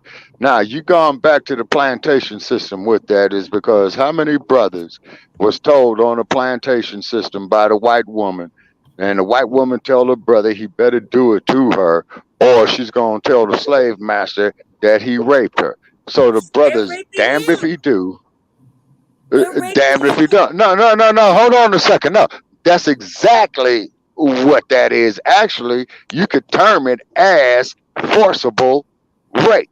Okay, because you're forcing this person. Okay, wait a minute. You're forcing this person psychologically. You're forcing them sociology, the society being the plantation system. And you're forcing him physically as well, too. You see what I mean? And then when, the black man rejects the white woman, she's going to say, oh, he tried to rape me. You see what I'm saying? When actuality, it's the reverse scenario. You see what I'm saying? We've had whole communities. We literally had a whole communities, whole cities burnt to the ground behind a lie Karen made. Right. Tulsa, Oklahoma was one of them. Rosewood was one of them. Men get raped too, don't get it twisted. And back then they were getting raped too. They were being raped too. They didn't want to. I'm pretty sure whenever they left their. Okay, whoa. Hold on a second there, Lady Che. I need you to specify something. Okay. I need you to specify something, ma'am. Okay, are you saying that with the buck breaking system that the black males were being forcibly sodomized, or are you talking about the white woman? Huh? Being raped. No, I guess you're talking about both. To be a buck to breed fucking all kinds of different babies. There's men that were breeding like over 100 babies. They were being raped too. To forcibly, like you gotta watch the Bible talk. There was a motherfucking buck that they didn't see, right? They call him a buck. They bring him another sister to smash on, right? And he's fucking crazy. He's insane. Because it's a little girl. There's a little girl in there, and he raped her. His whole so body they could produce a baby. Damn. But he's over there. He has no choice at this point. He's being forced to rape another person to impregnate him, but he is being raped. He's being raped too. Anytime they force somebody to do something sexual they didn't want to do in the first place, like chattel, rape. Like that's rape. Mate this horse. And this other horse. You're right. They're being raped. Just like how they would breed race horses. Yeah, just like that. And breeding farms. Yeah, and I think Jay Dizzle I think Jay Dizzle did a YouTube video a while back just on that, because we do know that Tariq Nasheed had did one. Yeah, and he had a few of the scholars with him as well too. Choose his mate. He had to be the mate to every sister that was in breeding condition. He had to be the father of those babies, and he didn't even get to see them. That's terrible. Not only that, but he didn't get a chance to choose. He was just a sperm donor at that point. Like he wasn't able to be a father. He was just whatever his seed, just spreading seed. Yeah, they made him crazy. He couldn't even. His teeth were all fucked up. He was all fucked up. He's shaking. All he got is a fucking gold coin for fucking doing whatever. Nah, man, that's rape. That's rape. They're raping him too. When they force somebody else underneath him, he's forced to rape them, and he's being raped at the same time. You know what I mean? He's raped of his will. He's raped of his free choice. He's raped of his autonomy. Yeah, they call that autonomy. Yep. He don't have no autonomy to his own body. They took his seed. They raped him. They raped him of his seed. He didn't get to choose where he wanted to plant it at. He didn't get to choose his mate to breed and have a nice little family by himself. He's forced to bring in children to put on the goddamn auction block. That's rape. Yep. Yeah. And then also too, this supports, opposition on the reparations. You see what I'm saying? And I really hope that when they have the hearings, that I was just saying we all that. Oh, yeah, yes, sir. And that's why the price is $100 trillion fucking dollars in tangibles, and not one goddamn dime less. Is because off of that, with livestock, we have built the economy of the United States of why it's the economical power that is crumbling now, just like Babylon did. You see what I'm saying? And then on top of it as well, too, they come up to us, oh, well, why don't you all just forget this happened to that group, and all that. Well, what happened to the other groups that there's for you all to deal with and to have your own self-determination? But we as the people of African descent Okay, we got to have our right to self-determination. Period. Everything else is bullshit. And our right to goddamn autonomy and goddamn liberation. And I got about 15 more minutes left, and I'm gonna have to go. Okay, but go. Yeah, but go ahead there, Brother Che. I didn't mean to interrupt you. Please continue what you were saying there, sir. I was just saying I agree with everything that you were saying. Like we need our rights to autonomy. We need our rights to goddamn freedom. We need motherfucking prosperity. We need all that shit. All the shit that y'all motherfuckers get, you fucking cockazoids, right. Goddamn plague on this planet. We deserve that too. And you are old. We are old. We need to be compensated for the work that we put in building this goddamn country. You wouldn't have a United States of America if it wasn't for slavery. That is or the whole goddamn Western Hemisphere. Europe too. Yeah, well, yeah, Europe too. Well, any of the Western powers. Yes, sir. You see what I'm saying? Yes, sir. Yes, sir. And then as Dr. Marimba Ani has stated, about the Ma'afa. And what it is, Black family, rather where you are, and if you listen to this podcast around the world, which we hope you are, the same thing too. Down in South America, same thing down in Veracruz, Mexico, same thing there in Cuba, San Juan, Puerto Rico, the Dominican Republic. And we did an episode of Shabaka's Black Experience Lands called Sue Your Goddamn Colonizer. And then this motherfucker Charles, who they just made the King of England, displaying all these Jews, England, France, Germany, Belgium, they need to return all that shit. And we ain't gonna talk about that savage ass Leopold of what the fuck he did down there in the Congo. Yeah. Read hard. Which was an atrocity. Yeah, which was an atrocity itself. You see what I mean? And then another group of individuals we got to talk with about is these goddamn neo-colonialists. You see what I mean? Well, it never ended. It's like slavery never ended in America. Colonialism never ended in Africa and no, it never ended. Yeah, and these so-called that individual is right. Man, they're not independent because they're still beholden to the Western powers. So how can you be independent if you're still beholden to somebody? Yes, sir. But I gotta move us along, Shabaki. I know you only got 15 more minutes. But yes, sir. There's a story that is really making the news as of late, especially in the new Black media circles. And that is for NBA player John Morant. Yeah. And John Morant. What he's been going through, basically since the last time the Memphis Grizzlies played the Nuggets. Go Nuggets. It looks like we're going to finally make the goddamn finals. And we have the potential of actually winning the fucking championship, which would be historic. Well, hopefully the laws will shut you all down. Come on, laws, you motherfuckers. Shit, y'all could beat the Nuggets. Y'all could go there with 4-0. I don't think they can do it, Shabaka. I think the time. It's highly impossible. Yeah, that ship is sailed. Yeah. Well, come on, laws. And then and if and when the laws do lose the Western Conference Championship, then they need to go on and retire LeBron James, fire the goddamn coach, fire the goddamn general manager, and it's going to take them about 4 seasons to rebuild the Laker dynasty again. Yep, so it's going to be Nuggets all the way for the next 4 years. Go Nuggets. Man. So our next... just as long as them varmints out of Boston don't win. Fuck the goddamn Boston Celtics. Fuck Red Auerbach. Fuck the Celtics. Fuck the Celtics.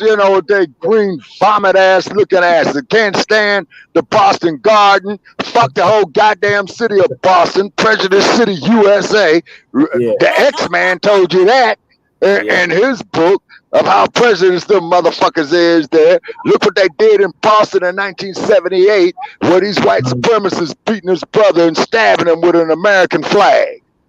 That was in Yeah, 78. check the Ebony Archive. Yeah, 78, 79 around there. It was about the busing situation there. Yeah, I remember hearing about that growing up. Yeah. Yes, sir. I remember when it happened. You know what I'm saying? Is where they beating his brother and they taking an American flagpole and hitting the man in the midsection with it. You see what I'm saying? So all you other groups out there, now you see why we with the RBG, which is the red is for the blood, the green is for the red is for the blood of black people spilled on this land, and cut the goddamn check, $100 trillion in fucking tangibles. And Right. Gavin Newsom of California, you may go fuck yourself in the ass. Mm-hmm. The son of a bitch. Yeah, Governor, I said it about you. And guess what, Governor Newsom? I'm not in California, so you can't fuck with me now. Mm-hmm. Yeah. Well, like I was telling Lady Che, it's the government that sets up these goddamn commissions and panels and shit. Right. We can and then, dude, let me say this here too, Brother Che, in my last 12 minutes. That panel that they put together there in the state of California, hey, I appreciate them taking up the subject of reparations. But the ones who should have been on that panel should have all been black members, you know, of the communities of California or the state senators or what have you. You see what I'm saying? Is because these other groups, you don't know what we went through. You don't understand it. And when you sit up there and say, oh, well, what about the Greeks and the Romans and all that? We don't give a good goddamn about that. We're talking about what the fuck happened to our people in the transatlantic slave trade. That's period. Right. That all that other shit that you motherfuckers is talking about is irrelevant. Hell, the damn COVID come out. What the fuck the U.S. Congress do? Anti-Asian hate bill. You know what I mean? Okay, and then the motherfucker who did Cash App, who started Cash App, that motherfucker was on dope. You know what I'm saying? He was probably going around San Francisco loaded, looking for a fuck boy. You know what I'm saying? And they killed his ass. Condolences go to his family. And then this hidden agenda that you're trying to push on us, and then throughout the whole black community, if not the whole black diaspora. You know what I mean? You know. And then a shout out there, you know, to the outlaws out of Milwaukee. Definitely a shout out there to New Black Power Radio with Dynamite and Sheik Akbar down there out of Carolina. And definitely a shout out there to Dr. Truth Bay, you know, of the great work that she's doing. You know, she's traveling all across it. And what it is, when it comes to Marcus Garvey's birthday, when it comes to Malcolm X's birthday, we don't ask nobody for their permission. Take the fucking day off. Also, too, I'm proposing here at Frontline Blacc News is that the days between January the 17th to the day of February 17th, which is 30 days, we need to take that off and focusing on building black businesses, is because two icons was born on the 17th of both of those months. And we stated before, you know what I'm saying? And we're going to ask somebody who's listening to our live broadcast right now if they could put it in the chat box of who those two individuals were. One was born January the 17th. The other one was born February the 17th. And if I tell you the year, I'll give it away. But these were two icons in black history, and that's all I could say about it. All right. Thank you for that monologue, Shabaka. So I'm going to move us on to the next topic. And that yes, is sir. The brother I was just describing from the Memphis Grizzlies and his situation. Yeah. So, Brother Tariq did some commentary on this. And actually, Professor Black Truth. Shout out to Professor Black Truth. I've been listening to always Black Truth for almost 10 years. It's been almost a decade, y'all. That I've been listening to him on YouTube, and everything that he has said has come to pass. Everything. Yep. So Yeah, man, I give it to the professor. He's an educated man. And Professor Black Truth, if you out there, brother, we know that you've got a busy schedule. Please give us a call here at Front Line Blacc News. Please call up Shabaka's Black Experience Enhanced. You could Google our episodes. I don't think he makes calls. He really remains in the shadows, and it's a good thing, because if he was to show his face or his locale, you best believe them alphabet boys, and not that LGBTQ. Yeah. Well, it might be them, but the alphabet boys would be on his ass, because everything that he is saying is coming to pass. It has been truthful. I mean, he really lives up to that name, Professor Black Truth. Like, you're not gonna get the professor's heavy. The professor's heavy. You're not gonna get no more pro-black media than Professor Black Truth, and that's why I've been listening to him, like I said, for almost a decade. And it's a shame he doesn't have 1 million subscribers, because the knowledge that he drops on every one of his MOTs. I mean, I literally wake up to Professor Black Truth, and I've been waking up to him for literally 10 years. That's why I'm ahead of the curve. I know things before they even happen, because they say in the tea leaves, Jeff Fart and his crew. I'm in the tea leaves on these things, because I can't believe we mentioned them on this broadcast. We are proving that, you know, they're an enemy to our people, and you know, behind the times, they don't know what the fuck they're talking about. It's the old dead black media. You're dying out. Just like the people are dying out. The silent generation is dying out. Some of the Gen X starting to die out. You know, it changes. It's time to start a new beginning, and that new beginning is black empowerment, and we're gonna push it until the wheels fall off, and we still gonna keep pushing it, because enough is enough. Sir. We are changing the narrative. All of our content, all those content creators that are on the B1 agenda are changing the narrative, and white supremacy don't know what to do. They want to go back into the shadows, but we keep putting them on blast. They can't go back out into the shadows, and they want to think that white supremacy is a thing of the past, and we done moved that. No, y'all need to cut the goddamn check. The only conversation that we need to be having with these OTBs is cut the goddamn check. That's it. Yeah. There's nothing else to discuss. There is nothing else to reconcile. There's nothing else to negotiate. Cut the goddamn check. You know what you did. You know what you continue to do. Pay what the fuck you owe. Right. Yeah. And then the cold part about it is that this is not hatred that we are spewing. What it is undisputed truth that we are advocating right here and what we are saying. So therefore, all the Joe Gibsons, all the Piankis and what have you, call into Shabaka's Black Experience Enhanced. And once again, the number is 518. No, what's our number? 516-418-5996. And we're still waiting on you Biden supporters. We're still waiting. Straight out. And then we are non-binary. And then one person. We're not non-binary. Yes, sir. We are non-binary. Exactly. You see what I'm saying? Exactly. And then I believe, what's her name down there, the congresswoman from South Carolina has introduced articles of impeachment against Joe Biden. Good. And I support it, even though it's the fucking Republicans. It needs to be done. He has to go. He's beyond senile at this point. The motherfucker is in probably stage 2, stage 3 of fucking dementia or fucking Alzheimer's. You're 80 fucking something years old. You should not be the fucking president of the so-called free world. You should not be the fucking president. And Cop Mala, you need to hang it up too, because your time is well. If you become the president of the United States, beyond all hell is gonna break loose. You're not gonna do nothing specifically for black people. So why would we want to support you being the president in the first place, especially when we're the ones that knocked you out the box in the first place when you called yourself trying to run 2020. So Right.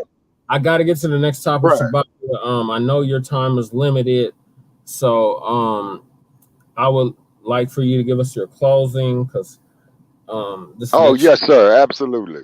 Yeah, absolutely. Okay, ladies and gentlemen, thank you for tuning in to Frontline Blacc News. Okay, I'm Shabaka Sankori, the co-producer of the podcast, Shabaka's Black Experience Enhanced. Please Google our past episodes. And then with Mr. Howard making the statements that he did recently, more power to Mr. Howard. Also, to definitely check out our episode, Hollywood's Effeminatization of the Black Male. So far, that episode is one of our best sellers. So definitely check it out. Also, to another episode that is doing quite well is check out the Black Parenting and Inner City Blues. All right, this is Shabaka Sankori for Frontline Blacc News. I'm out. Okay, see y'all soon. All right, peace, Shabaka. Have a good rest of your day. You too, sir, and I'll give you a call later on this evening. Okay. All right, y'all take care. All right, I'm out. All right, Lady Chase, just us. So we're going to get on the Joe Morant situation. Give the people some context of what we're talking about. Me? Yeah. Oh, okay. This is like a source of contention over here at the house yesterday, but so cuz he was over here. He did this shit over here at the game, right? Nuggets. Yeah. Well, last time we played the Memphis Grizzlies. Yeah. So he was over there. I guess he he had pushed somebody at first. Right? He pushed one of the fans or something. Pushed one of the fans, right? And found out it was something else, but and then went to a club, I think it was a strip club. Yeah, he went to Shotgun Willie's. He went to Shotgun Willie's, which is bad form, sir. You could have went to Diamond Cabaret or something like that. You got the bread. Why you go to Shotgun Willie's?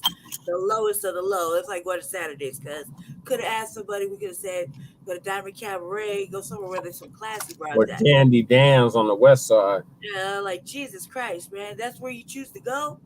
Horrible form, sir. And I guess he had a gun there. I flashed it or whatever. And then a little while later, like maybe less than a month, he's over there with his homeboys, and they get to listen to some music. He's dancing on a car, and next thing you know, he just flashed his piece. And everybody's like, "What the fuck are you thinking? Cuz you got an NBA career. Like, what are you thinking? This is what we do." Lady Tay, I gotta make a bathroom break. Just keep talking. I'm just gonna go off camera real quick. Yeah. So everybody's like, "Well, what are you doing?" You got motherfuckers calling him a knucklehead. He's just being stupid for no reason. Like, it's not even a rip. Like, it's not a rip to be showing your piece. Like, now everybody knows you got one. So, that doesn't mean anything to anybody. Excuse me. Yeah. So. Now everybody thinks it's super tight. So, but this happened a couple weeks ago, and this was all over the news. And in hindsight, like we're like looking at it like, why do you want to throw away your future? There's plenty of motherfuckers that can't even get a career. They can't even play ball. So why you want to throw this away and over something stupid like a fucking pistol? Like, so.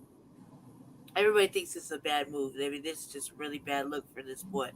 And he should be punished. Like, I think that he is being punished on some level. He's got to be punished by the NBA or whatever. So that's what's happening now. And as soon as Jesse comes back, he's going to roll this beautiful bean footage that we got. That I think he's going to give a little video context because it's like one of the stories that I feel like, why are we covering it? But I feel like the only reason I felt like that was because the dude is making really bad decisions, and they really look bad black men. They look bad on black men. They look bad on black men in the NBA. It's just a bad narrative. Um, when you think about the NBA and you think about football and you think about things like that, they want these brothers to portray like a wholesome image, because that's what they kind of want them to be role models, even though they tokenizing them, and they using them for shit. Um, because it's these aren't like black owned teams really. So you gotta think that, and even if it was a black owned team, the NBA isn't owned black. It's not black owned. You know what I mean? So there's a lot of tokenizing and a lot of fucked up shit going on. You know what I mean? So, but they want these men to be like role model types. Like so the young little boy go up and he's like, oh, I want to be just like him. You know what I mean? Yeah, I want to be like Mike. I'm back. I want to be like Mike. I want to be like, you see what I'm saying? So when you got a knucklehead doing this type of shit, it's bad for the brand. It's a bad look on black men in the NBA. It's a bad look for black men, period. It's just a bad look. And it promotes a narrative that, this little young reckless ass individual he's just shitting on the fame. You know what I mean? He's shitting on everything. I mean, I thought, like, if you're going to throw your life away, you throw your life away all the way. But they keep giving him passes and he keeps getting away with it shit. So I don't know what that's so our good brother, Professor Black True, like I said, previously stated, I've been listening to him for like 10 years now. He's going to give us an awesome commentary and an insight into what this situation entails. So here we go. If y'all haven't liked and subscribed to Professor Black Truth, I suggest y'all do so immediately. This is the moment of truth. The Memphis Grizzlies got knocked out of the playoffs last month, but Ja Morant is still in the news anyway. And when it comes to him, that is never a good sign. He's back. Once again, he's been caught flashing a gun on Instagram Live. Actually, it was one of his friends who was driving the car and holding the camera phone when this incident happened. Smart driver, that one is. And the gun in Morant's hand was only visible for a second before the driver/cameraman realized it. And although the gun was only visible for a few frames of the video, it was still on screen, and worst of all, it went out live. Cue the white media feeding frenzy. That train is never late. Though we need to be honest, Ja Morant has put himself in the trick bag again. Typically, people ask, well, isn't there someone who's looking out for this guy? Where are his parents at? He's got both of his parents, by the way. His father is in his life. But Ja Morant is a grown man. He has a child of his own, by the way. He's a father himself. The question is, why isn't Ja Morant looking out for himself? Why isn't he acting like an adult? Better yet, why isn't he acting like a businessman? Back in March, I did a Sunday address specifically about Black people needing to control who they let in their circle and who they allow to remain in their circle. And I focused on Jonathan Majors and Ja Morant. You see, these are what you call self-inflicted wounds, because he keeps on getting himself into these situations. July of last year, Morant's mother went to a finish line in a mall in Memphis. Apparently, she was upset about the service or something. Now, typically when this happens, you ask to speak to a manager. But Morant's mother decided to call him instead. She didn't call her husband. She called her son. Ja Morant shows up, but he doesn't come alone. Stop doing that, Black family. Seriously, stop doing that shit. This is exactly what Professor Black Truth, Jason Black, Tariq Nasheed, Vicky Dillard, Uncle Phil, the list goes on and on and on and on. I've been talking about for like a good decade now about the bastard baby making syndrome. These women are having these kids. Their daddies ain't nowhere in the picture. They got multiple daddies. It is a horrible dysfunctional situation. And we have like a whole generation that was raised up like this. So Ja Morant, he's part of that generation. And his mom thinks that she can call him, to handle grown men business. And it's like, no, don't you have a husband for that? Don't you have, somebody more experienced, older than that that's a man to handle that type of situation, but no, you're relying on your son because you want to treat your son like he's your friend instead of you being the actual parent to your son. You want to treat him like he's your friend, like he's your buddy, like he's the one that you should call for these type of situations. Wow, oh God, Professor Black Truth is gonna break it all down. It's just really frustrating. It's like that hood rat syndrome. It has to end, Black family. It really has to end. So I just wanted to pause right there. I'm gonna let Professor Black Truth continue. He brings, I guess you'd call it his entourage with him. The cashier goes and hides in a back room for nearly an hour, and John Morant apparently is standing outside the door banging naked threats during all this time. A world-famous basketball player, and this is what he does. But apparently that wasn't enough for him, because as Morant and his boys were leaving the mall, the director of mall security was escorting them out. But according to the security director, they refused to leave the parking lot. This escalated into yelling. Some threats were thrown in an altercation in which one of Morant's boys pushed the director in the face, allegedly. No arrests were made, and according to the Washington Post, when they called the Memphis police to ask about it, Memphis PD said there was no report. The Washington Post had to go to the cashier to get the report, and according to the Post, Morant wasn't listed as a suspect, and his mother's name was listed as unknown. Well, I guess he must have been having a bad week, because just 4 days later, Morant was having a pickup game at his house, and he got into an altercation with a 17-year-old.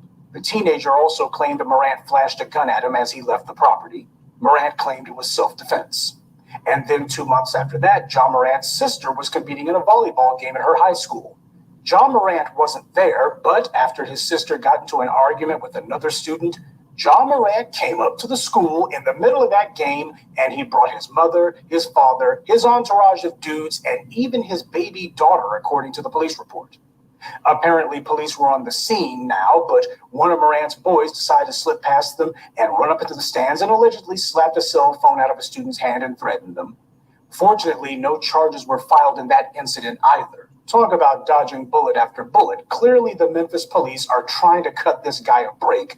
But there's no cure for stupid, because if 2022 was a very busy year for Morant misbehaving, in 2023 he's been going for a personal best. January of this year, Ja's team was playing against the Indiana Pacers. During the game, one of his boys decided to get into an argument with one of the Pacers players. That individual had to be escorted out of the arena. After the game, the Pacers players said that they saw a car with Ja Morant and some of his pals in it, and that someone in the car pointed a red laser at them, which they thought was probably from a gun. March 4th, the Grizzlies lost yet another game, this time to the Denver Nuggets. So what did Ja Morant do after this latest defeat? Did he go to the facility so he can sharpen his skills, work on his fadeaway jumper? No, instead, he headed to the nearest strip club and began making it rain. Because, hey, after you lose a game, that's a perfect time to celebrate, right? You want to know why so many of your favorite ball players don't seem to mind losing games all the time? It's because they don't. This was the infamous incident where he went on Instagram Live and with a huge grin began brandishing a gun in front of the camera. He was suspended for 8 games without pay. That was the last we heard of him before this week. He made a mea culpa after that last incident, but as I said in my video about this shameful string of incidents that he keeps getting himself into, this guy is on self-destruct. How many times do these incidents have to happen before someone asks what the common denominator in all of these incidents is? Now, I also noticed a couple of other details about these incidents too.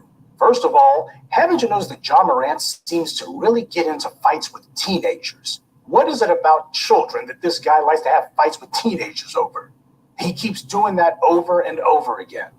And there's also something else that I noticed, probably closely related to the first. John Morant's mother seems to be involved in a couple of these incidents too.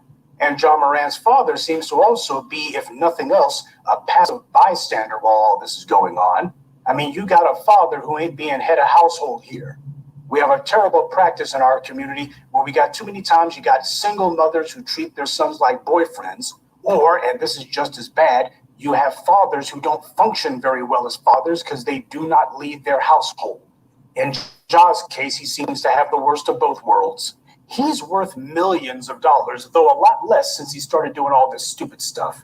Even if his mother keeps dragging him into mess and his father has no interest in stopping him, Isn't John Morant supposed to have enough sense and enough strength of character to not put himself in these situations in the first place? What kind of person thinks that Instagram is more important than income? And don't even try to claim that this is an issue of immaturity. You have a ton of other NBA players who are also the same age as John Morant, many of them younger, and you don't see any of them doing this dumb stuff. So this isn't about age. This is a character flaw, and a serious one. I did a video a few weeks back about weak black men, which apparently some weak black men in the comments didn't like. More than a few people resented that I went in on Hush Puppy of all people. By the way, what was Hush Puppy? Oh, that's right. He was an Instagram influencer too. Gee, a lot of Negroes seem to get mega triggered whenever you start talking about certain folks on Instagram. I wonder why. And one of the things that I highlighted was that the number one sign of a weak black man is that he keeps getting into beefs, especially with a bunch of random people. People who didn't say anything to him, didn't do anything to him, but he's so eager to either start fisticuffs or to give him a piece of their mind or what have you. Seems like every time you look up, there's some black folks who are just getting into it with somebody, and more often than not, it's somebody who didn't do anything to it, somebody that they don't even really know. Well, John Morant is a prime example of this. When you see a black man who gets a little bit of money in his pocket, and almost the first thing he does is start getting into it with randos, it's time to ask if maybe he's the problem. I know a lot of you sports fans probably won't like hearing that, but it's a fact. We have too many black people, and as John Morant shows, too many black men who are insecure with themselves and try to mask it behind bravado and bragging about their little old accomplishments instead of being about the business. I don't care how financially well off or how smart you think someone is. When you see these behaviors, that's a black man who's weak. That's a black man who's heading for a bad conclusion. Yep. We need to recognize when we're seeing a black man on self-destruct. And just like John Morant has people online cheering on his self-destruction, we see with other people too. A lot of black folks will gladly praise and big up other black people to sabotage themselves. And when that black person inevitably crashes and burns, those people will celebrate that too. And you know what? If you're the kind of weak black man who lets others lead him to his own destruction, then you deserve what you get. John Morant, no matter what his on-court exploits may be, he is a case study in weakness because he is totally and thoroughly driven by his insecurities. His mother has infantilized him to a large degree, and his father has given him no guidance. He's not secure about his manhood. He needs other people to validate him. And it seems that his parents have decided to take up that job for him in the wrong ways. John Morant is a little bit shorter than the average NBA player. He's about 6'2". I also noticed that he's covered in more tattoos than a freight train, so in his mind, I guess he's equated tattoos with masculinity. His most important job is to secure his position, stack up as much money as he can. Instead, he's trying to impress his parents by being his mother's protector and his father's best buddy. And when they're not around, he's trying to impress random clowns on Instagram. This kid's showing everyone that he doesn't learn from his mistakes, which, by the way, I told you was also another sign of a weak black man. Why is he running around showing people how much money he's got? Why does he feel the need to be flashing a gun? It's because he needs to prove something to himself. But what? Morant has chosen to pursue the low IQ, low standards Instagram crowd because I guess that's a hell of a lot easier than pursuing an NBA championship. It's easy attention, easy praise. He can get himself some clicks and some likes real fast and get himself a quickie little endorphin rush. But that's the kind of thing I would expect from his entourage, his boys who ain't knocking down millions of dollars. That's what I expect from them because that's the best they should be aspiring to. He is a grown man with a child of his own, but he has the mentality of a 12-year-old. Little children with no adult supervision act like this, and sadly, that seems to describe John Morant very well. The point that I was trying to make about my refining your circle video is you need to be on the lookout if you see these self-destructive traits in yourself or in those who are in your circle. So many black celebrities think that the black grassroots ought to respect them, and they simply don't understand why we don't. A lot of black people confuse clout chasing with achievement. The problem is John Morant is a ball player who keeps taking his eye off the ball. He doesn't want to be the poster boy for making sports pay. He wants to be the flavor of the day on Instagram. He's not chasing a championship, which explains why he doesn't have one. He's chasing social media clout. When I see a pattern of self-destructive behavior like this, it tells me one of two things. One, it means you have someone who doesn't really want the burdens that come with money and fame. He simply can't handle it, and he wants out. Look, while we may all want tons of money, and a lot of people would want to be famous because that means that your name lives on after you die, the truth is not everyone's cut out for it. A lot of people have no business in that position anyway because they don't have the discipline required to handle it.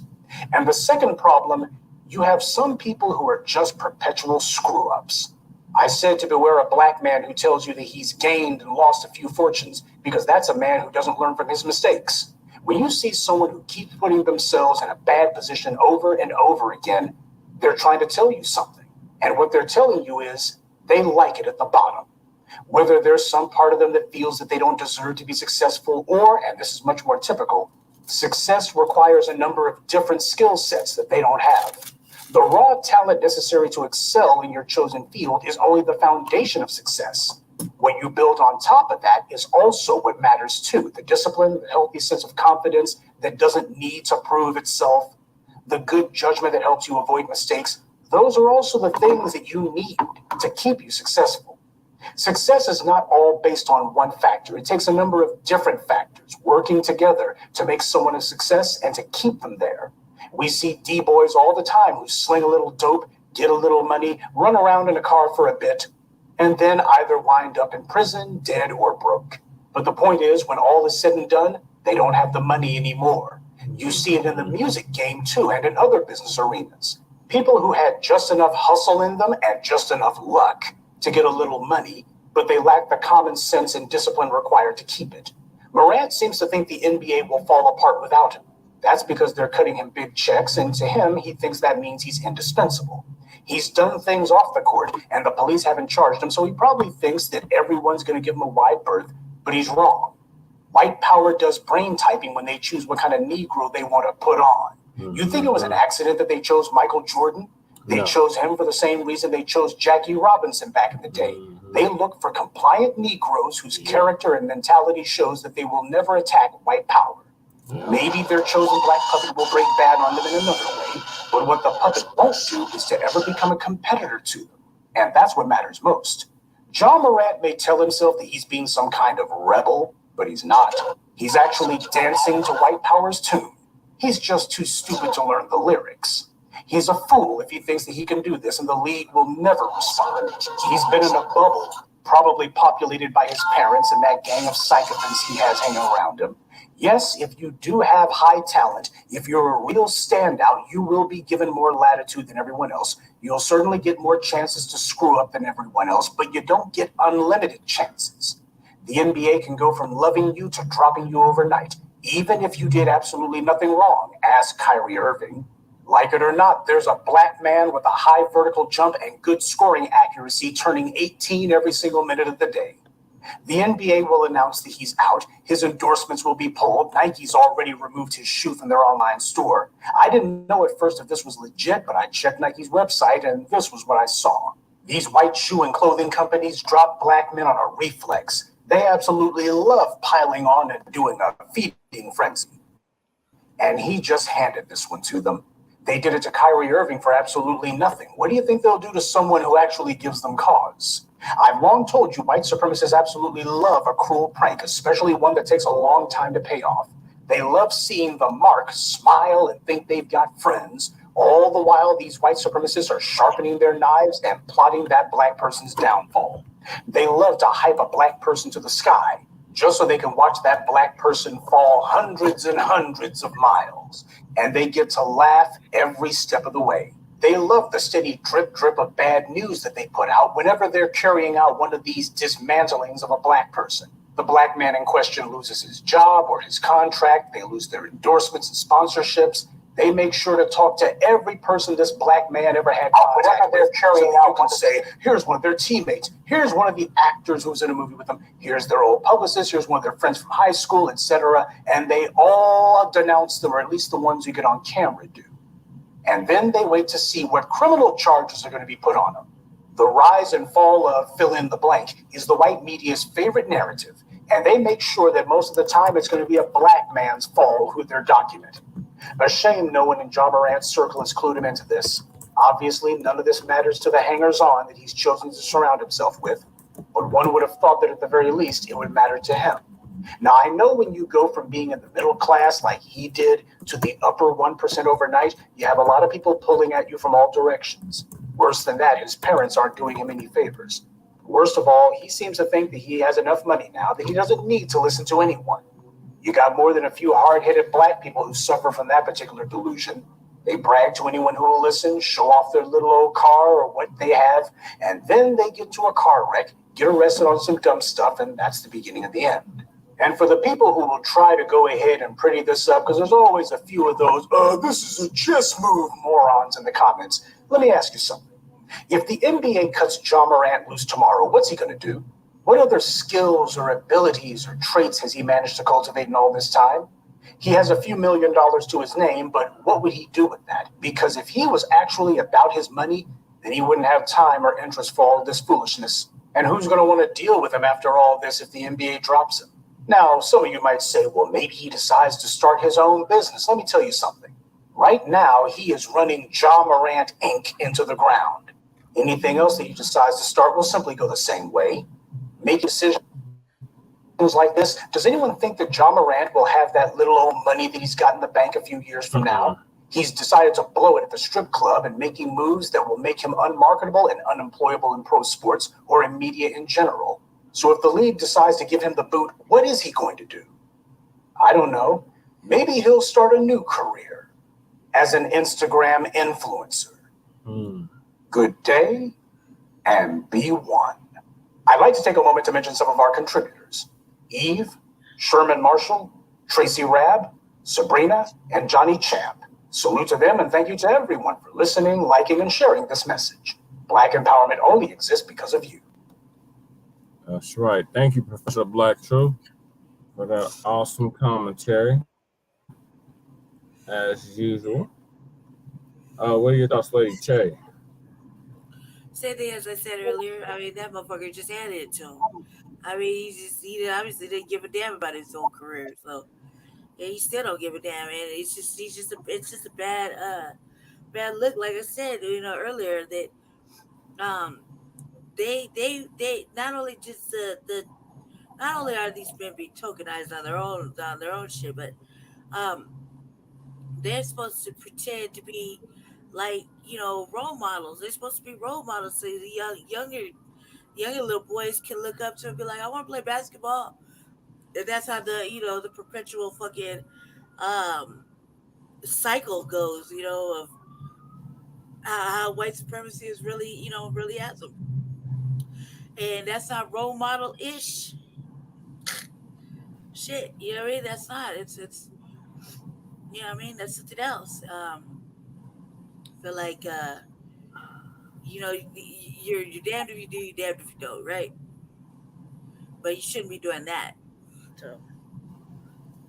Well, it also goes to what Professor Black Truth was saying about who is in your circle. Right. Because it might not just be him. It might be the people that he has in his goddamn circle. And he needs to get the mugs out the hell out of his goddamn circle. They're not helping him at all. Yeah. And like he said, they just want him to fall. They're literally waiting on his downfall. Like, yeah, we're going to big you up. And shit, yeah, when you come crashing down, we're just going to laugh. Yeah, he wants to fall though because he's doing it on his own too. He's not just a circle. I mean, he's responsible for himself. He's a grown ass man with a kid. Yeah, but his mama is bringing him to situations she shouldn't be bringing him into. And like Professor Black Truth said, his daddy is just being a spectator to this shit. He ain't giving him no kind of advice. Like, what kind of father is that? Like, it's just all around dysfunction. So we pray the brother gets his act together.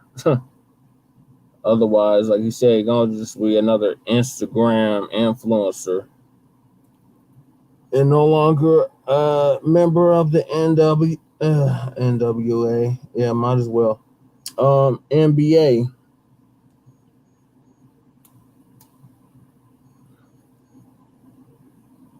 So Ray Black Shark also did a piece on this, but we're kind of pressed for time, so I'm going to move us along to our next topic, and that is MOVE. So, 38 years ago, Philadelphia PD, along with the mayor at the time, Shabaka mentioned his name earlier, of Philly, ordered the bombing of the MOVE headquarters, the MOVE organization. So here, 38 years later, there is a push to reclaim the building that was bombed and turned into a police precinct.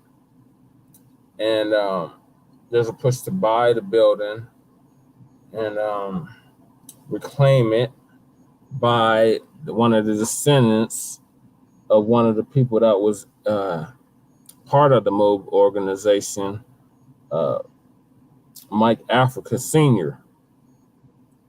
So his son, Mike Africa Jr., is leading the push to reclaim the property that was once the MOVE office headquarters. So I'm going to play the video. This is from Democracy Now! Shout out to Amy Goodman.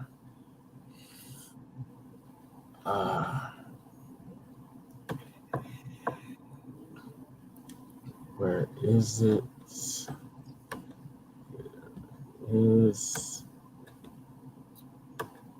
So it's called Reclaim Osage. Mike Africa Jr. on the push to buy back MOVE house.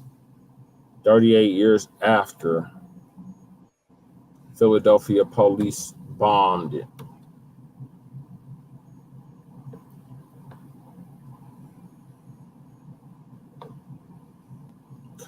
This is Democracy Now!, democracynow.org, the War and Peace Report. I'm Amy Goodman. As we turn to an update on a story Democracy Now! Has followed for years.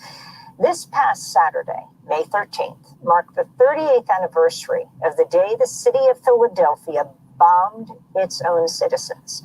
On that day in 1985, police surrounded the home of MOVE, a Black radical liberation organization that was defying orders to vacate. Police flooded the home with water, filled the house with tear gas, and blasted the house with automatic weapons, all failing to dislodge the residents. Finally, police dropped a bomb on the house from a helicopter. 11 people were killed, 6 adults and 5 children. The fire burned an entire city block to the ground, destroying over 60 homes. This is how the bombing was initially reported in Philadelphia on WCAU TV. I've just been advised that we have new videotape of the episode that apparently ended, we think ended, the MOVE situation tonight, the dropping of an incendiary device. And let's take a careful look at this. 5:27 p.m. State Police helicopter drops it. There is the explosion. As you can see, a very dramatic explosion that occurs 30 seconds and really rips into the MOVE compound. There you see the bunker, which soon will go up in flames. And that was the explosion close up. Now, if there's anybody there, standing there, it's obvious they couldn't survive that explosion. In 2021, we reported that Philadelphia activist and writer Abdul Ali Muhammad learned that the bones from 1 or 2 of the children killed in that 1985 MOVE bombing, Tree and Delisha Africa, were being used by Princeton University and the University of Pennsylvania's Penn Museum of Archaeology and Anthropology in an online video course without the family's knowledge or consent. The police bombing, May 13th, 1985, came after an earlier standoff with MOVE in 1978 ended in a hail of police gunfire, leaving 1 police officer dead. MOVE members say they didn't fire a shot and that the officer was a victim of friendly fire. Nevertheless, 9 of them were convicted of his murder and given life sentences. One of them, Debbie Africa, secretly gave birth in her jail cell just 5 weeks into her sentence. She managed to keep her son, Mike Africa Jr., with her for 3 days before alerting the guards. 7 of the 9 of the Move 9 are now free after serving 40 years. 2 died in prison. Well, for more, we're joined by Mike Africa Jr., who's launched a Reclaim Osage campaign and announced he's put a down payment on the house Philadelphia bombed in 1985 in order to reclaim it after the city used eminent domain to seize it and turn it into a police substation. He's the co-author of the book, 50 Years on a Move. Mike, welcome back to Democracy Now! Can you lay out what happened to the house at 6221 Osage Avenue in the bombing and afterwards? First of all, let me just say thank you for having me, Amy. It's a real pleasure to be here today. Yeah, I can lay out. So, you laid it out really well. What happened and the police, the bombing of MOVE happened because members of the MOVE organization that lived at 6221 Osage Avenue were fighting to get my parents and the other members of the MOVE 9 released from prison. And the city's response to that was to drop a bomb. And in that, they didn't just drop a bomb to dislodge a bunker, as Morant of Africa, the lone adult survivor, talks about it. She says they came out there to kill. And if you look at the evidence, it's clear. MOVE members, MOVE children, were shot as they were trying to leave the burning building. They were shot by police. And after they were shot, their bodies were picked up and thrown back into the fire. So it was the most horrific and darkest day in my life and probably Philadelphia. Mike, talk about how old you were, and you played with these other kids, right, in the house. Yeah, so in the 70s, the adults took us to a secret location to get the children away from the confrontational atmosphere in Philadelphia. So all of the children that were in the house, I remember we were all in that secret MOVE second chapter, and we were also all together in an abusive orphanage after we were taken from that other location by police as well. So I knew every single one of them. We all played together, we laughed together, we ate together, we slept together, we cried together. We were a family. So I'm not going to ask you to remember prison when your mom gave birth to you, because you were just there for, 3 days? But it is astounding that she kept her pregnancy and your birth secret from the guards with the help of other prison mates for a few days so she could bond with you before you were taken away. Is that right? It's quite a miracle. When I think about it, it's hard to believe it's true. It's hard to believe it's me. And when Janet Africa announced to the judge that, Debbie gave birth to a baby, the judge didn't believe it. The guards that were actually on duty that were supposed to be watching the cell to make sure that they knew when she gave birth, they didn't know it either. So, I think that's a testament to the strength and exercise activities and, and the strength of my mother. She just Brother said was hi an again. incredible person. Said he And made my sandwich on the start over. So, Mike, when I was born. your mom was released from prison in Did he clean the 2018. goddamn It's bathroom? now 2023. Can you talk about the provenance of this house? So it's bombed, but what's left becomes a police substation, and then the city sold it to a developer. Explain. And then talk about when you came into this picture and what it was like for you to return to this house of such carnage where 6 MOVE adults and 5 children had been killed. Yeah, so That means no, sir. after the bombing, the city turned the property. Well, they took the home from my great aunt Louise James, who was the owner of the house, and her son Frank Africa. He died in the house. Louise was the sister of John Africa, my great uncle, and MOVE was in the house, and just as much as the neighbors wanted MOVE out of that house, my great aunt Louise began to want them out too because of the conflict and whatnot within, just internally infighting. And but the city, they after they dropped the bomb, Hey, babe, they took the house to eminent domain, and then they turned it into a police substation. Wilson Good sent welcome back to the community letters to the residents after their homes were rebuilt, and my great aunt never received one of those letters. Once they had the house, once the city had the house, they turned it into a police substation that remained that way. A developer came in through this gentrification sweep in Philadelphia and sold it. The city sold it to him for $1. I called the city and said that I'd like to buy the house. It's our house. And the solicitor said, we're not selling the house to you for any money. You're not supposed to have this house. Not even $1.50. Not even $1.50 or $300,000. But what happened, how I got the house was 2 minutes. the person that lived in the house that bought it from that developer, he told me that I saw him on May 13, 2022. He saw me on the street. We were doing our annual commemoration for the lives that were stolen. And he reached out to me and said that he couldn't get any peace living in that house. He said every time he turned around, every time he opened, he said, me and my wife don't even use the front door because every time we do open the door, our camera's in our face, so we don't have any privacy. We want out. Do you want to buy the house? And I tell you, it was like how they say like birthing a baby. I've never birthed a baby before, but I've heard about it. I've seen it a couple of times. It took 9 months. Typically, it takes 45 to 60 days, but it took us 9 months to actually close on the property just for a down payment. But the seller is not a developer.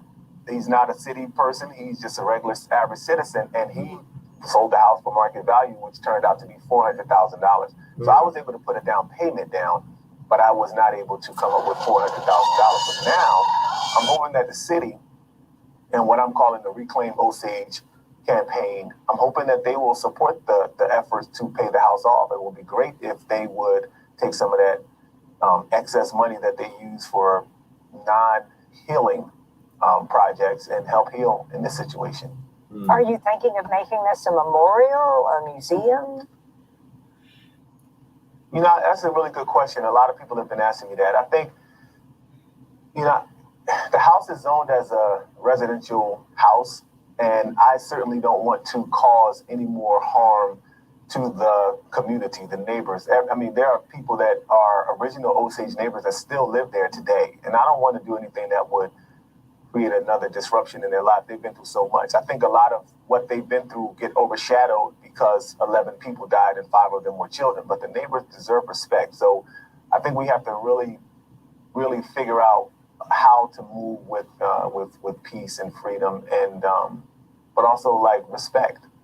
We'll have to see about that.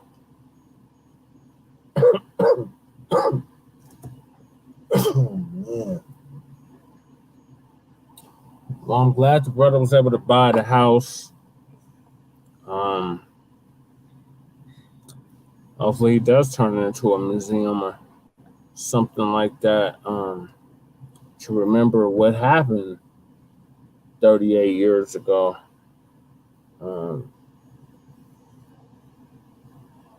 This is a very tragic situation. 5 kids were killed. A total of 11 people were killed. Black people, all black people. And at the time, it was an all-black mayor that allowed this shit to happen. It's just horrible.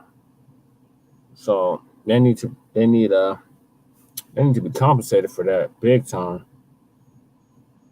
And shout out to this brother for continuing the fight. He could have just thrown in the towel, said, no, I'm not even going to focus on it, but he kept pushing and he was able to buy back the property. What are your thoughts, Lady Che? We were just talking about this the other day. I feel incredible sadness, man. Like, they bombed that shit. That shit was fucking like, the fact that they shot the children and then burned them too. Like there's just a lot. That was just too much. That was too fucking much. They did too fucking much. You know what I mean? They were that fucking threat. They shut down whole city blocks. They fucked up everything. That shit was horrible. Horrible.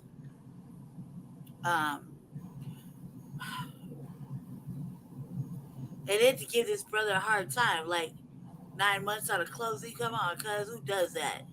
You know what I mean? Like they just it just never ends. Like it just never ends. It's not even words, man. Like sometimes it's just man, let us do that to them though. Yeah, well, Right? Can't like do that to them. like our brother Rob from Black Light Revelation said, yeah, let us do it to them. They basically giving us a green light to do it. They said it ain't so bad. You know that was such a long time ago. Just get over it. So Not a let long it time happen ago to in you, hindsight. and let you Not a say the long time same ago. shit, and we just gonna go from there because the same blame and explain isn't working. Right, right, and it's just in hindsight, it really wasn't a long time ago. That brother's a little younger than me. Was that much long ago that that shit happened? You know what I mean? And just to this shit is fucking disturbing. Like, and the fact that there's no, you know, when they do shit like that to us, they don't ever got no remorse. They don't have no feelings about it. It's just another motherfucking day to them. You know what I mean? Where us shit you can't even talk about. Like, we just look, I'm stuttering. Shit's disturbing. Like, that's all I gotta say, man. It's like, it disgusts me. It hurts my soul, and it hurts me way down in the inner pits of my stomach. Like, just thinking about it. That's like, I ain't you gonna have the audacity to give a man a hard time for fucking trying to do whatever the fuck you want to do. You know what I mean? Like, it's just disturbing. There's families there was families in there. Yeah, whole black families. You know what I mean? This There's government don't give a fuck. children. Like, you They don't give don't a give fuck a about damn. nothing. You gonna do that to the children. Like, they They come don't out, you gonna care. kill They them, bombed you the gonna burn whole. them. They bombed the whole community in 1921. They don't give a Black fuck about Wall nothing. Street. They don't give a damn. We Yeah, lost so many. They done burnt down so many of our communities that men, women, and children. They don't give a fuck. David said, Jewish people are not told to forget about the Holocaust. Americans are not told to forget about 9/11. Exactly. And we're not going to be told to forget about our Holocaust, our Ma'afa.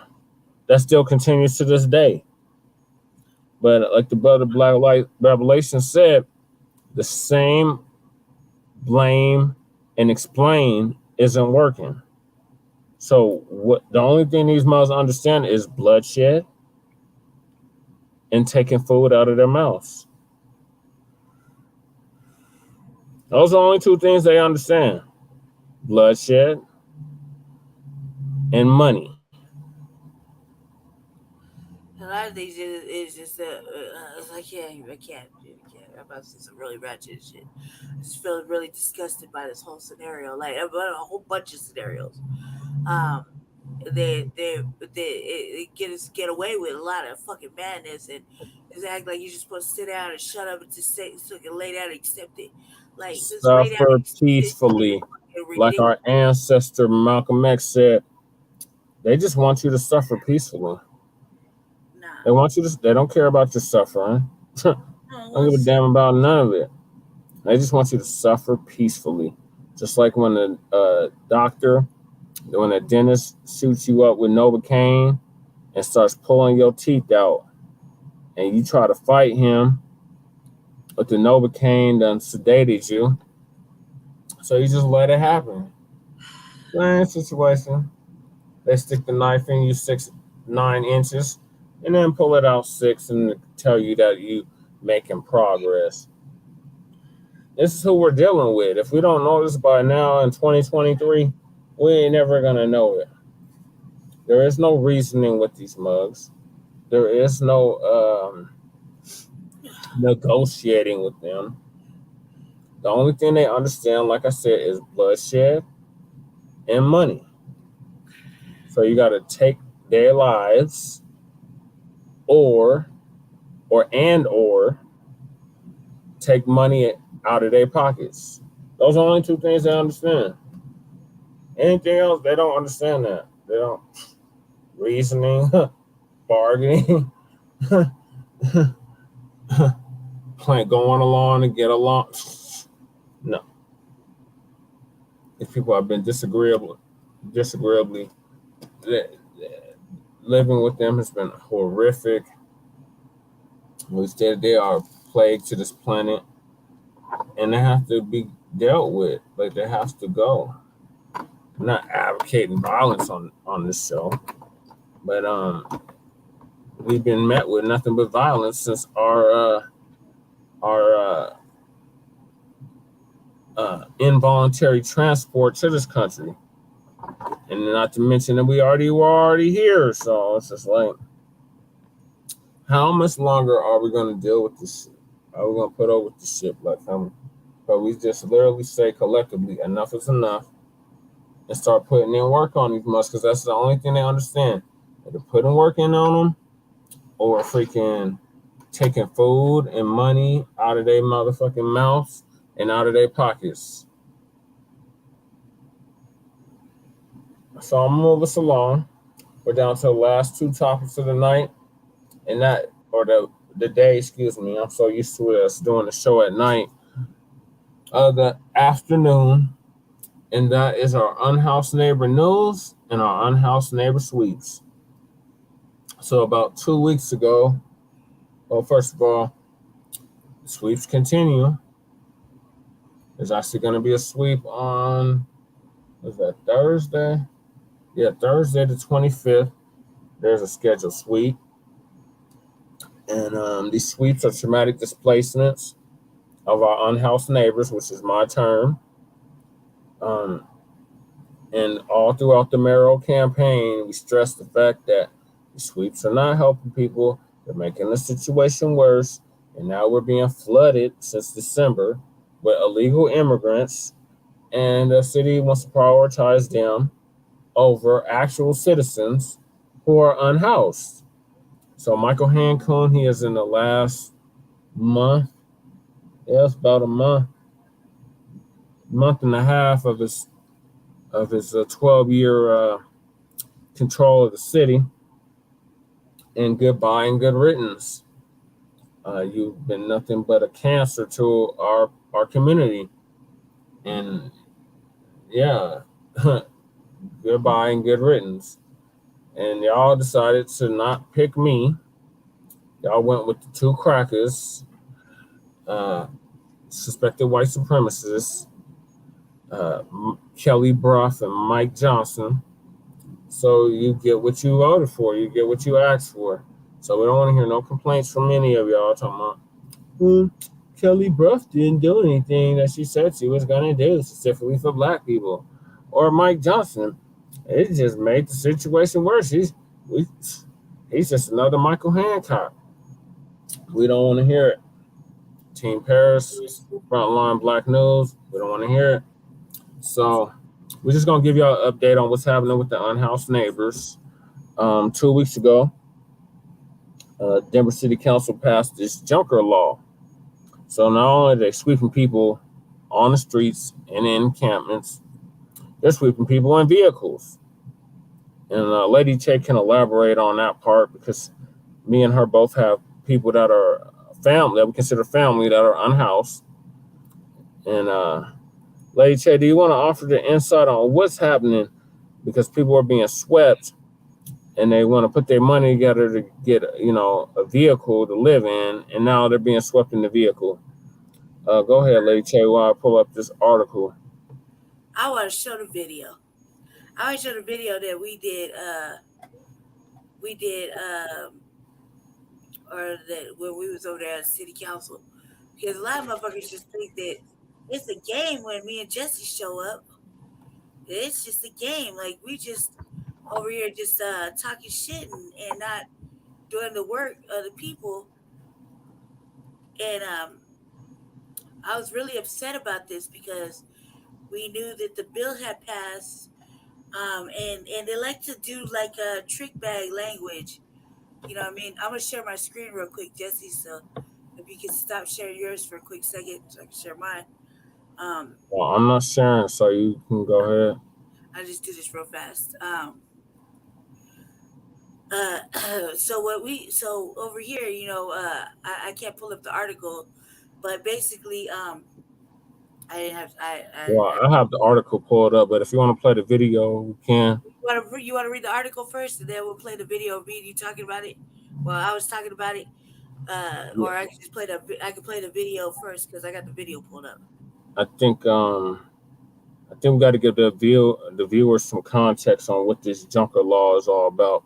So let's do the article first, and then we'll play the video after. Okay. Go ahead. Oh, you want me to stop sharing real quick? I'll start sharing. Okay. All right, so this is from the Denver Post. That's pretty much our main newspaper outlet here in Denver since the Rocky Mountain News got shut down. So, or went into bankruptcy, or there's a whole lot of controversy about that. But anyway, the Denver Post, Denver's junker vehicle law amended to include pause for people living in cars. ACLU, New Black Media, we warned you about the ACLU, but it goes on to continue. Homelessness advocates not satisfied with bill that gives city more power to impound vehicles parked on streets. And we're not satisfied with the bill. It's complete bullshit. We went from sweeping people on the streets to now you're sweeping people in cars. So there's a white lady, I guess she living out of her car, and they're telling her she got to move along. Selena Peddleton, 52, lives in her Hyundai Santa Fe with her dog on May 4, 2023 in Denver, Colorado. Peddleton is currently staying in a church parking lot in eastern Denver. That is one of the city's sanctioned safe parking sites. The ACLU and homeless advocates are asking for Denver City Council to change a vehicles ordinance that has recently come up for vote. The Denver City Council thought it a new law aimed at giving police, well, they didn't because they ended up passing it, so this is kind of dated, but they ended up passing this, Black family. A Denver City Council new law aimed at giving police and parking enforcement officers more power to ticket and impound RVs, trailers, semis, and damaged or abandoned junker vehicles on city streets on Monday. This is like 3 weeks ago. The last second adjustment put forth by Councilman Cashman, or as we call him, Cash Money, requires city officials to provide an additional 48 hours notice before a vehicle is impounded if they believe that people are living in that vehicle or using it for short-term shelter. Well, how would they know? Unless they're like watching their every move. The amendment passed unanimously before the amended bill passed 11-1 with Councilwoman Candy Baca voting no. What else is new?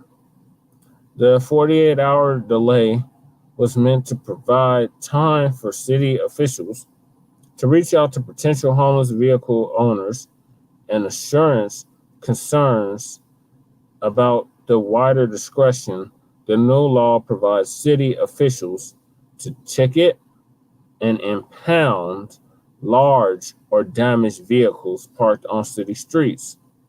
But opponents still see the changes the bill made to the city code as tools for targeting unhoused people and low-income residents who lack the means to quickly fix their damaged cars.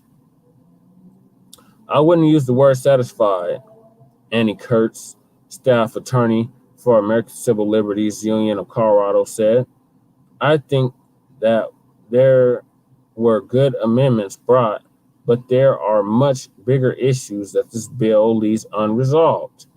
The bill, a wide-ranging update to city parking rules, was poised to be voted on last week, but a letter from Kurtz caused co-sponsor Councilman Jolan Clark, he's termed out, thank God, we call him General Patton, to delay the final reading until Monday.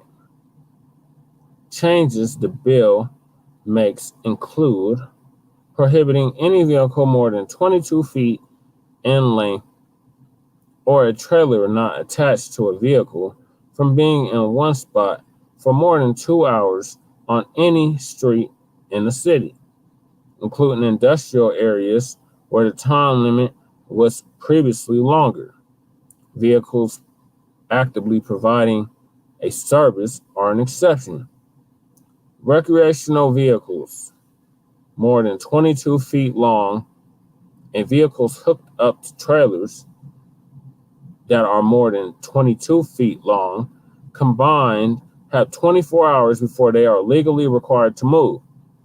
Under the rules approved Monday, the distance they have to move will be bumped up from 100 feet to 700 feet, roughly the length of a city block.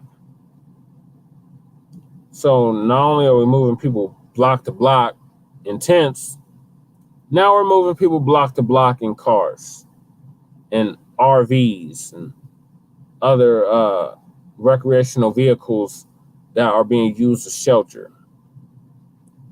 Before Monday night, the bill would have defined a vehicle as a junker, even if the only thing wrong with it was that it did not have up-to-date plates. That was apparently the product of a typo during the previous amendment to the bill.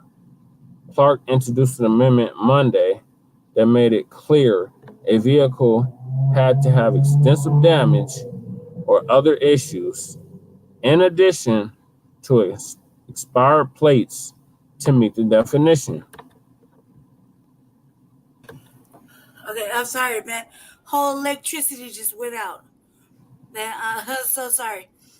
Shit just went out. Like, it was like, oh, dark 30 over here. It's already dark in here, but it was like, oh, dark 30 for like maybe 8 Mississippis. I don't know what happened, but everybody's lights just went out.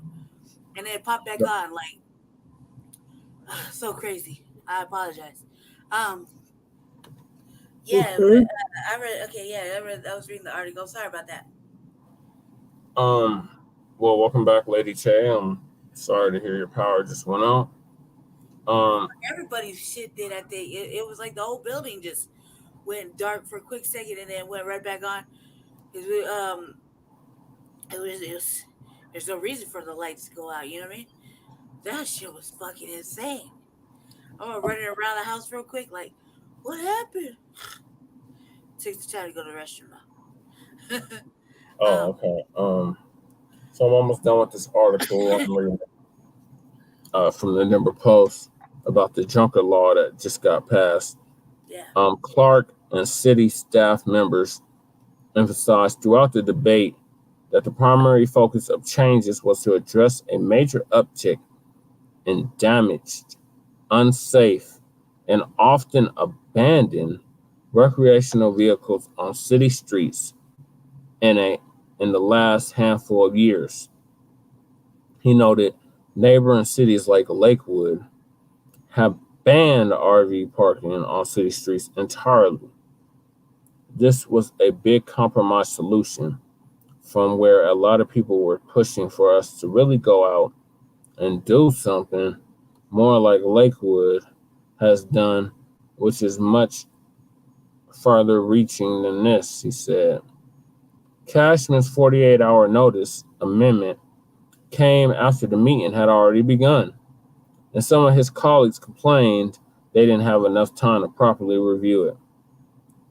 Councilwoman Amanda Sandoval asked if city parking enforcement officials were even qualified to determine if a vehicle was being used as shelter. Right-of-way enforcement officers are trained to look for visible cues to determine if someone is living in a car. Cindy Patton from the city's Transportation and Infrastructure Department said, in many cases, vehicles are not ticketed or towed as quickly as they could be under city code, already due to shortage of right-of-way enforcement resources in the city. But Cashman felt his amendment was important to make sure that safety net is there. His amendment also requires city staff to provide regular reports to the council about towed vehicles, including whether or not there was an attempt to contact or assist the vehicle owner prior to it being towed. The first report is due August 10th. Cedar Baca said her District 9 faces many problems with abandoned vehicles, trailers, and semis parked on streets for long periods of time. She voted no Monday because the bill did nothing to improve the city's capacity to enforce its right-of-way rules, she said. Even with the 48-hour notice requirement, she pointed out that the city lacks safe spaces for people living in their cars to go. To date, there are 2 sanctioned overnight parking lots. And where are these parking lots? They're not safe at all. Parking initiative on the hunt for partners after receiving a $150,000 Denver contract. Did you know about this lady, Shay? Program will help 60 newly homeless households by May 2023, city officials say. If this is the case, man, people like my villain and other people that we know that have vehicles and RVs would not be calling and asking us where a safe place to park is, because they're not safe. There's motherfuckers out there looking to rob people in cars, to break into vehicles, looking to carjack, looking to do a lot of menacing and malice shit. There's no restroom area. There's not safety. There's nowhere you can really get water. There's nowhere for you to plug in for, to keep your things charged. You're out in the open. It's not really a safe idea. Not to mention, there's no real places for people to extend their RV parking. It's just a sham. Like, I don't believe the hype. It's a sham. So now looking a way to spend again hard-earned tax dollars is another sham. Okay, it's just ridiculous. Like, and I was really avidly against this because when it comes to the RVs, look, we come from a time where the camping ban was shit. So they don't want you sleeping in a cardboard box. They don't want you to have a tent. They don't want you to cover your body. They don't want you to group up with a whole bunch of friends and save your little ducats and get you a little RV so you and 5 of your best buddies can sleep in the same tent or sleep in the same RV where it's safe inside and park on a side street, because that again, it consists of camping, right? And they don't want that. So they decided to go ahead and do this junker law, and they casually snuck in the words RV, right? And so when they're doing the news, semi, things like that, recreational vehicle, yeah. So they snuck them in, and when you're seeing the news, they'll be like, "And these old junker vehicles are RVs." Gotta whisper it, You're like, we used to see them all by my house. Yeah. 39th. Right, there used to be at first there was tents and people over there living in tents over there, trying to get out the way, and then they all started to gather their money together, purchase a few RVs and park them right there, and that was a no.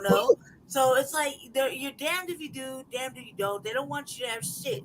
They want you to be out in the street with nothing, not a coat, nothing. Okay.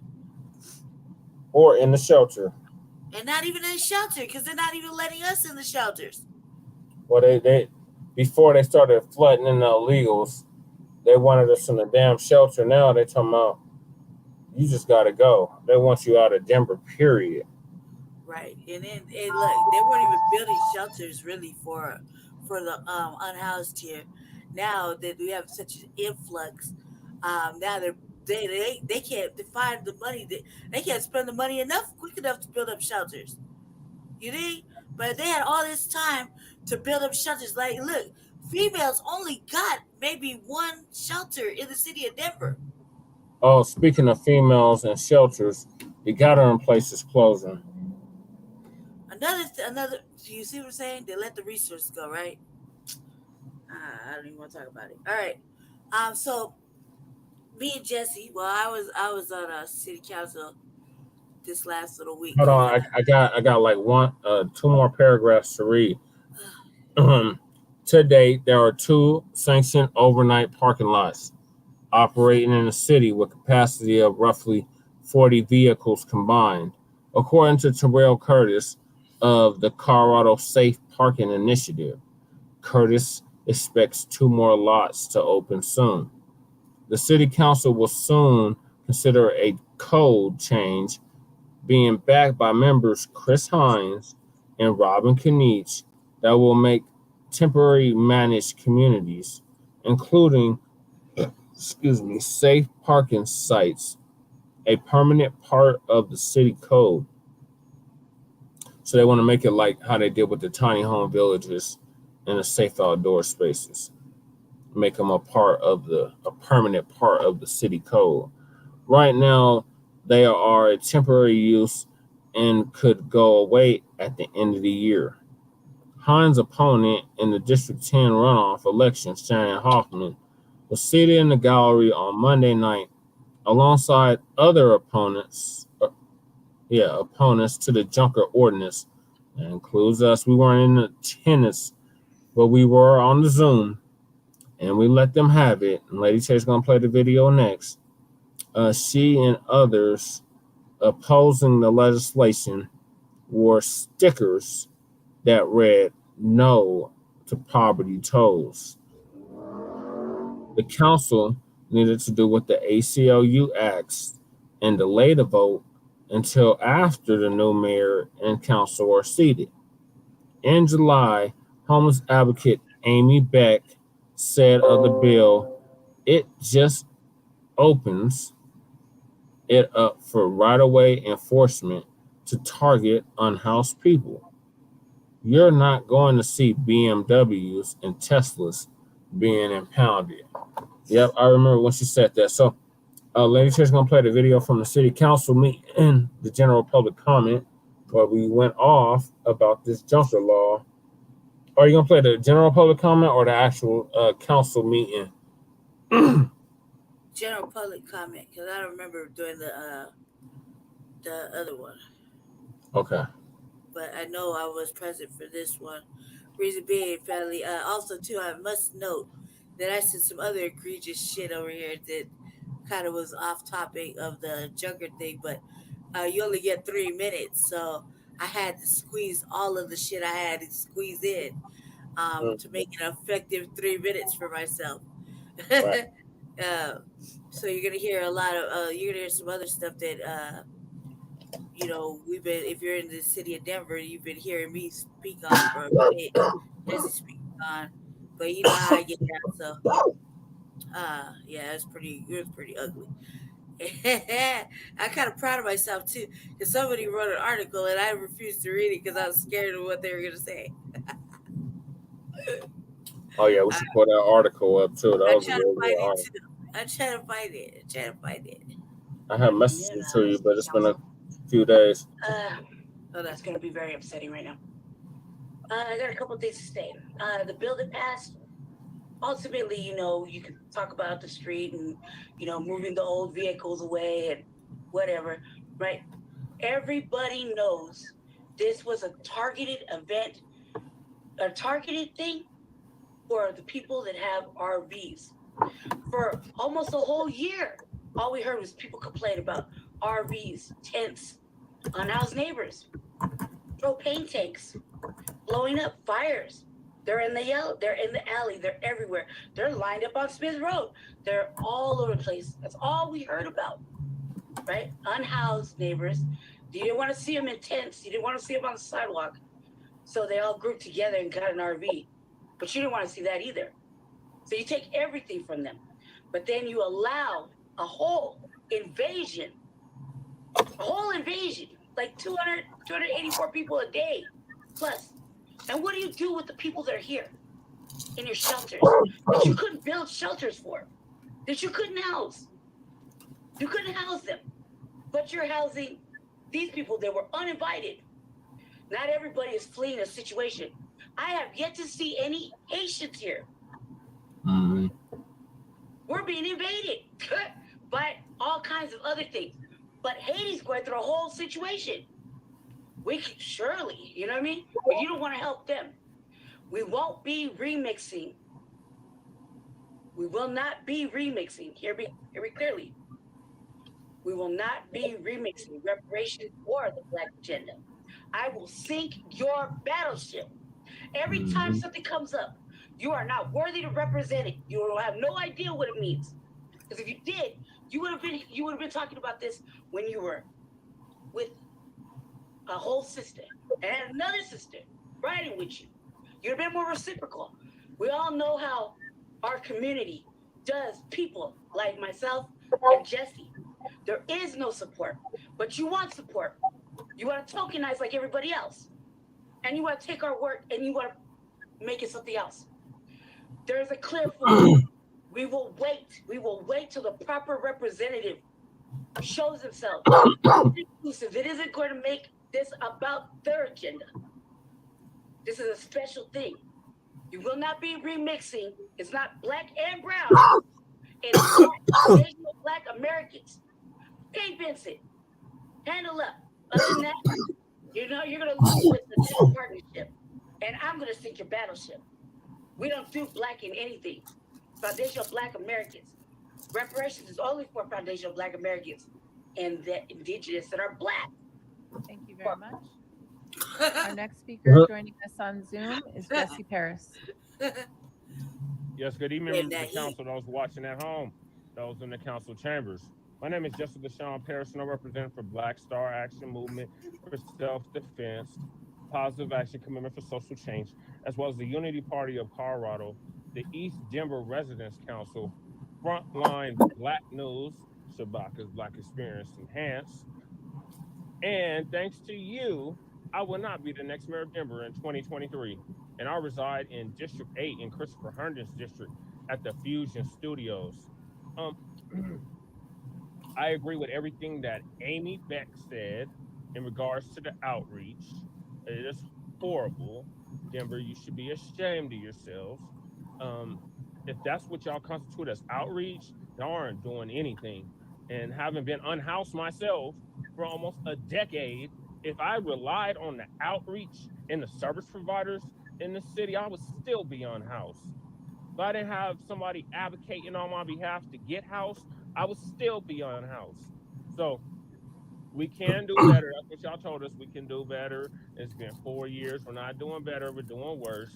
As Lady Che, Brandy Major stated, that we have an all-out invasion going on. You are prioritizing illegal immigrants. Call them what they are. They are breaking the law in the city and prioritizing them over people that are actually unhoused and have been unhoused for years and decades and have been on wait lists for years and decades. So you have your priorities all mixed up, all twisted up, and y'all frowned on the Black agenda. You know how we know you frowned on the Black agenda? Because you didn't support me. I was the only candidate that had a Black first agenda in that mayor's race. Period, point blank, period. So you can't try to sit up here and try to remix reparations and try to take credit for something you had nothing to do with. Give credit where credit is due. It's black first, not black and, not all this inclusive, broad, ambiguous language that you white liberals love to use. No, it's not that. You're not gonna remix reparations. It's cash. Like Vincent said, cut the check. $500 million for Black Denver residents that have been displaced, redlined, and mistreated, victims of racism and white supremacy, and the victims of lynchings, castrations, you name it, because this was a KKK town, and it still kind of is, and the state was a KKK state, and it still is. So nothing's changed but the year. With all that being said, pay what you owe. Hey, Vincent has $50 million. Pay us our reparations, Denver. Cash reparations, not programs in education. No, cash. Everybody else has gotten reparations in this country, got cash first. Everything else came second. So cut the check and stop trying to remix something you had nothing to do with. Thank you. That concludes general public comment session. Our next session will be on Monday, May 22nd. Sign up begins at 11 a.m. on Friday, May 19th. We look forward to hearing. We know that we gave him that heat, and I was so serious. Like, I'm looking for the thing right now. I'm so serious about that shit. When I said I was gonna sink that bronze battleship, I meant it. You know what I mean? Like, you're not gonna do that shit. We done worked really fucking hard. Like, you know, just to think that we're just little message boosters out here in the city of Denver. We're over there pushing this motherfucking message so fucking hard, we live it and breathe it. They're not gonna fucking do this to us. They're not gonna do this. And then trying to be like, well, it's for the betterment of Black and brown businesses. Man, no. I know actual Black business owners that would totally disagree with this shit. First of all, they've been overtaxing Black businesses. Overtaxing Black businesses. Now you want to tax the white businesses. Come on, man. Stop this is just bullshit. We're not doing this. And I was really fucking adamant. And like I was saying, I don't think anybody's gonna be upset with me by saying we're not that motherfucking desperate that we need this to go in your hands right now, and it's in the hands of fucking of weirdos. This is a weirdo thing to do. You know what I mean? It is real weird to me for you to want to during election season when you don't have to do any of that. This is all riding the wave, man. They don't have to do none of this shit. They can just sit there and get you. They don't have to do none of this shit. So it's a real weirdo thing for them to do. And I don't like it. And so I felt like, man, you know what? I'm done. So yeah, get your battleship ready. I'm sinking it. Like we little kids and we're playing across the table for each other. You're going down hard. You know what I mean? Nothing. I don't give a fuck what it costs me to do. Is this you? Yeah. Oh, okay, good. Because I had my hair done. My hair was falling. I was about to take down my hair, and so I wrapped it up in a scarf. That's how it looks like that. So I had little ponytails and shit.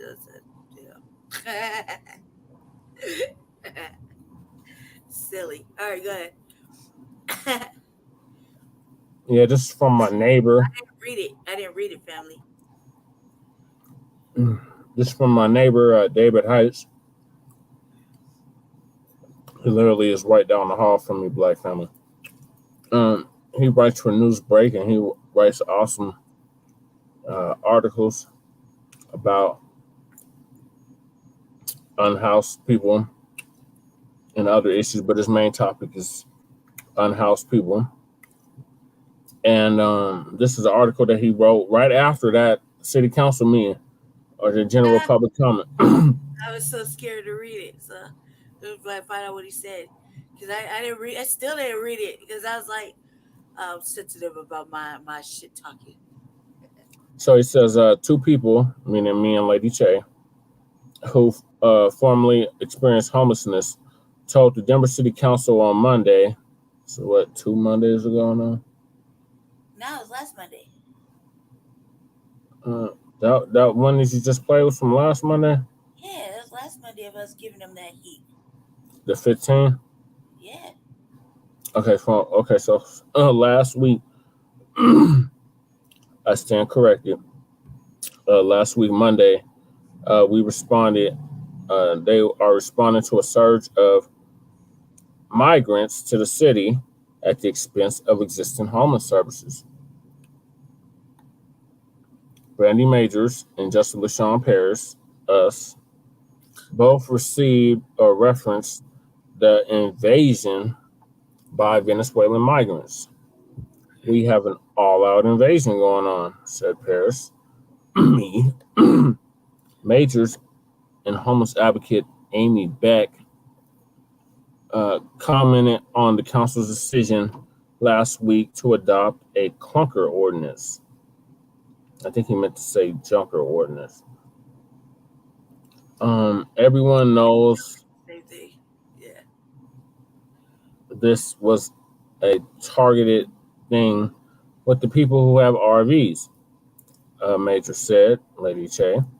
She said people experiencing homelessness who have had their tents swept away by the city have pulled their money and purchased RVs.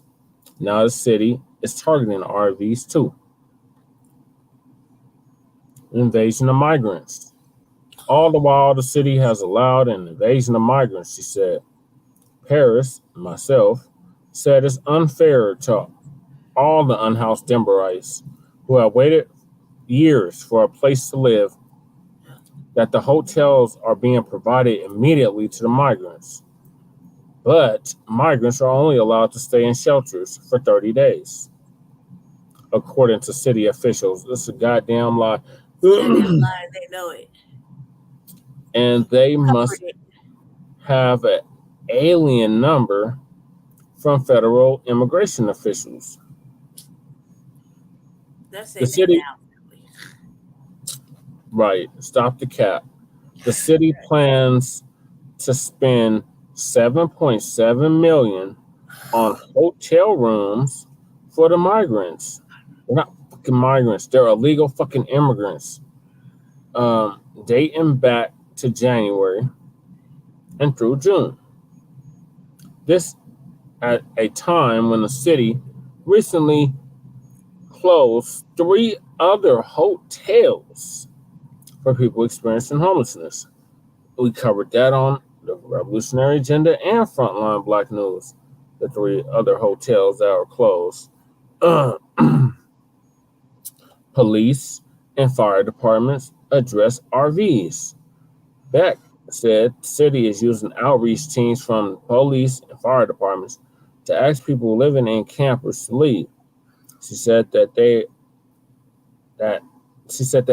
has been ongoing on long before the council passed the new ordinance. Beck said outreach should include offers of mental health and substance abuse treatment. Some organizations consider outreach as handing out a pair of socks, Beck said. And that's a damn shame, Denver. Really That's is. really a damn shame. Majors, Lady Che, Paris, myself, and Vincent Broughton also asked the council for reparations. No, we didn't ask the council for a motherfucking thing. We demanded reparations. We told them, you're going to give us fucking reparations. Paris and Broughton said Black Denver residents should receive $500 million in cash and not in-kind educational programs. Paris, who ran for mayor, said he was the only candidate who ran on a Black First platform. It's not I said, it's not just said, it's the goddamn truth. Right. I did. I was the only candidate that ran on a Black First agenda. I was there. Right here at the lab. I know for a fact. It's called a dollhouse, the lab of political motherfucking writing of fucking the Black agenda for Jesse Paris, and it'll be the motherfucking lab again for Brandy Majors here shortly.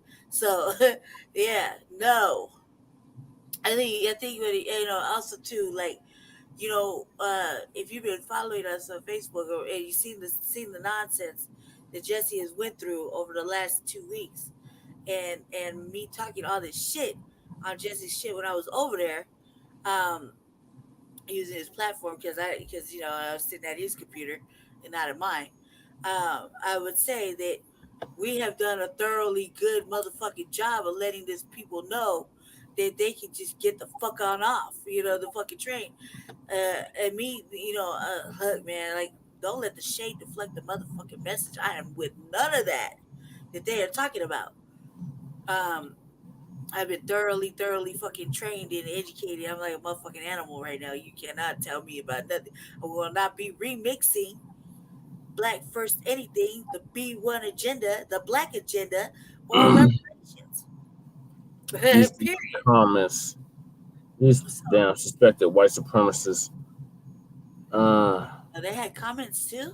Mm-hmm. They always have comments. Did they say bad things about me? No, they're trying to paint us as xenophobic. And the fuck is xenophobic? Stop with these motherfucking made up words, man. These fucking weird ass words. I broke down what xenophobic is. It literally means fear of the unknown, of strange things. They've recently made it into you hate immigrants and you have a fear of immigrants, foreigners from other countries. No, we don't have no fear of you. We're just acknowledging that this is a fucking invasion. It's biting sexuals. Are we fearing the invasion of being leapfrogged over the motherfucking Black agenda? And they're like, oh, this is what y'all voted for. I didn't vote for none of this shit. Us. The Black, we're the proxy for Blacks. We're the, because we're all one big nigga. So whatever you say, they automatically equate it to, oh, well, that's what all Black people think. So, or that's what all Black people did. So, 87% of Black Americans voted for freaking Jim Crow Biden and Kamala Harris in 2020. They said, oh, this is what we voted for. I didn't vote for them. I'm not part of that 87%. And neither is Lady Che. That's when they thought it was them being activists. Or they thought it was them advocating for. That's when they thought it was them being advocated for. We've never been advocated for. And I didn't vote for none of this shit. What are you talking about? The fuck are you talking about? But it just shows you the ignorance, the white supremacy that exists online. There was in the real world. Ignorant shit right there. You'll make my funny heart hurt. Disgusting. You know what's disgusting is that you went along with that program. You're not on our side. That's what's disgusting.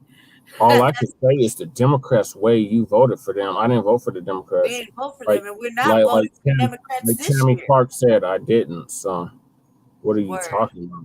But that's always their go-to.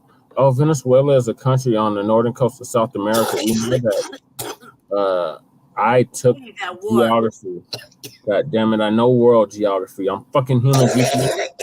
I know where the fuck Venezuela is. God damn it. Venezuela is a country on the northern coast of South America. Why harass South Americans? Why the fuck are they? Why are they here? Right. When I'm gonna roll that beautiful beat footage back on the RVA where we talk about how quick Haiti was when everybody said, oh, they said it was cool to come on over and then they ship Haiti back, but then they left everybody else here. Mm-hmm. Let's not forget about that. Haitians were like, but they said it was okay to come on over, so they came over and then they got shipped back. Mm-hmm. But everybody else got to stay and then bomb guarded the motherfucking gates. And not to mention, they're bomb guarding the gates while Asians are slipping in through the other side. Not to mention they were beat and rounded up like cattle And then the round up like taking pictures of to remind everybody what motherfucking chattel slavery looked like. Come on now, stop that shit, man. What's wrong with you people? Oh, I forget. I think you forgot. Do I need to pull up Fox News footage so that you can be reminded that you like watching Fox News so motherfucking much? Let's just remind that shit. Maybe I should throw the RVA just so I can remind everybody what they did to the Haitians when the Haitians came out. Yeah, they might need a reminder. Maybe you need a reminder, you motherfucking pussy ass, motherfucking bitch ass motherfuckers who want to sit up here and act stupid and don't want to be in agreement with us. Well, fine, don't be in agreement. Let me just remind you, since you like watching Fox News so damn much, MSNBC, let me remind you what they did, because while they're letting all these immigrants come over here and flood the sanctuary cities, and then everybody, oh my God, what are we going to do? After months and months saying, it's a sanctuary city, come on over. We got sanctuary, but there's no sanctuary for black people, evidently, clearly, because Haiti, we could go right now on the news right now, pull up something right fucking now. Haiti's like going through it, right? But they need asylum, okay? They need asylum right now. Not to mention the other black countries that are going through motherfucking war, genocide, fucking being raped, pillaged, fucking starved out of their own shit. They need asylum, right? They need salvation, but we don't got no love for them, right? But we let everybody else come on through, and we let Asians slip through the back door of San Francisco. Well, come on now. Stop the motherfucking cap. Call me whatever the fuck you want, but I'll keep telling it. This is what the No Black media has been warning about for years now. These are buffer classes. They know exactly what they're doing. They're bringing these people in to honestly replace us. And if we speak out on it, oh, you're xenophobic. Oh, you're delusional. The biggest forms of gaslighting begin, and it's like, no, this is what it is. Yeah, that's right. So just try to gaslight a motherfucker, and but motherfucker will be like, it's all right. That's why I got platforms to go ahead and remind you of what's been happening. But you're so quick to make sure the fucking planes are gassed up, and you'll throw motherfucking Haitians out there so fucking quick. I bet none of them were sitting in a seat. You packed that shit jam-packed. They had 3 motherfucking flights going back to Haiti every fucking day until they were gone, and all you were left was fair-looking motherfuckers like me. Stop it. Stop it. Venezuela. Venezuela. Cause for real? I'm gonna do a little research right now and see whose country looks more devastating. And we'll talk about it. Well, Venezuela been fucked up since they assassinated Hugo Chavez. So what? They want that oil. In current state. I'm like, my money right now, I would gladly have a few Haitians come on in versus all this other shit. And they purposely go out of their way to keep Haiti fucked up. Because Haiti was the first African nation that said, fuck you, Europeans, beat their ass and kick them off the fucking island. All by yourselves. We see you fighting over there all by yourselves, not asking for motherfucking help no more. We see you. They need asylum. That's one motherfucking country right there that needs fucking safety. Yeah, but they're not letting them in. They letting these other motherfuckers They're in. not even like they just gave up. They said they ain't even asking for help. You don't see anybody out there talking about help us, brothers. No, they said fuck y'all. That's how you gonna treat us? That's right, Haiti. We see you. I see you over there. So in other unhoused neighbor news, David Heiss, shout out to him, my neighbor again. Yeah. He got another article stating Denver is rapidly expands pipeline of homeless housing projects. So on the screen is where I live, the Fusion Studios. It was an experiment that has gone horribly wrong. That Coalition for the Homeless purchased a former hotel, motel, Quality Inn, Best Inn, and now it is a shithole, to say the least. Dive. It's a dive, yes. Just so, like dive. Fusion Studios was the first project completed under Denver's D3 plan to create homeless housing. with the help of the Denver Housing Authority, delivers for Denver program, or D3, hundreds of housing units for people experiencing homelessness are in the works. Oh, they're in the works. So they ain't even completed this shit yet. So we got 10,000 people on the streets, another 10,000 living out of the cars. And these mothers are talking about, there's a couple hundred units going to be made available.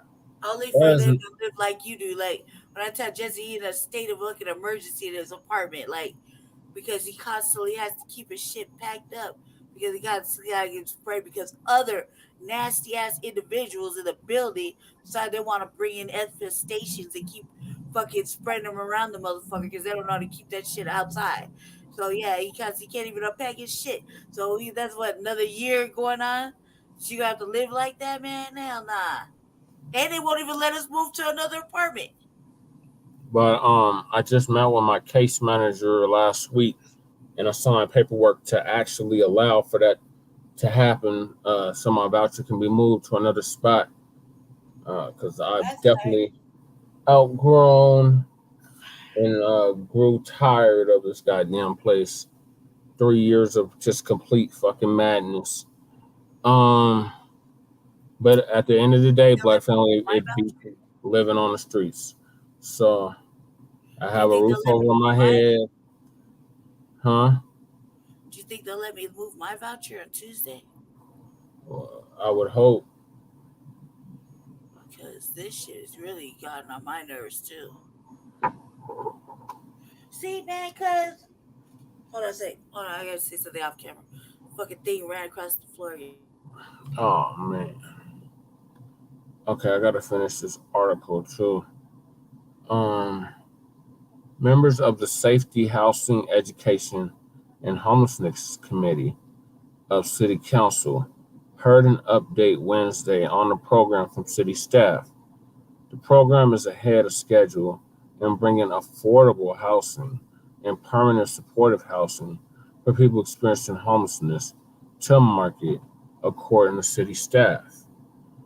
The DHA delivers for Denver program is a partnership and intergovernmental agreement between the city and county of Denver and the Housing Authority in 2019.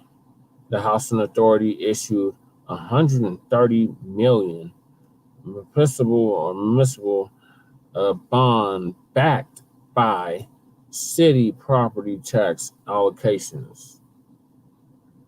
The purpose of the D3 program is to expedite a pipeline of affordable housing projects and to accomplish the goals of Denver's 5-year housing plan. The Housing Authority explains on its website, stretching $124 million. The money has been divided into two funds. One $62.5 million account provides gap funding for Housing Authority's direct development projects. According to the Housing Authority website, it will create 1,200 units of housing. That is nothing, Black family. That is literally a drop in the bucket to what is needed. There's like 50,000 units needed to actually address the need, and these mothers are talking about 1,200 units. The website states 7 of 11 projects are under construction. All projects must be under construction by 2024. So that's a whole nother year. The other $62 million provides housing for the acquisition of land throughout Denver for supportive housing projects. The Housing Authority uses the funding to acquire land, then issues a request for proposals or seeks sponsorship for the development partner to build, own, and operate the project. According to the Housing Authority's website, development partners will build 1,200 units of housing, 600 of which are supportive housing for residents exiting homelessness, according to the Housing Authority website. Currently, DHA has allocated 80% of the funding, and 296 units are under construction or leased.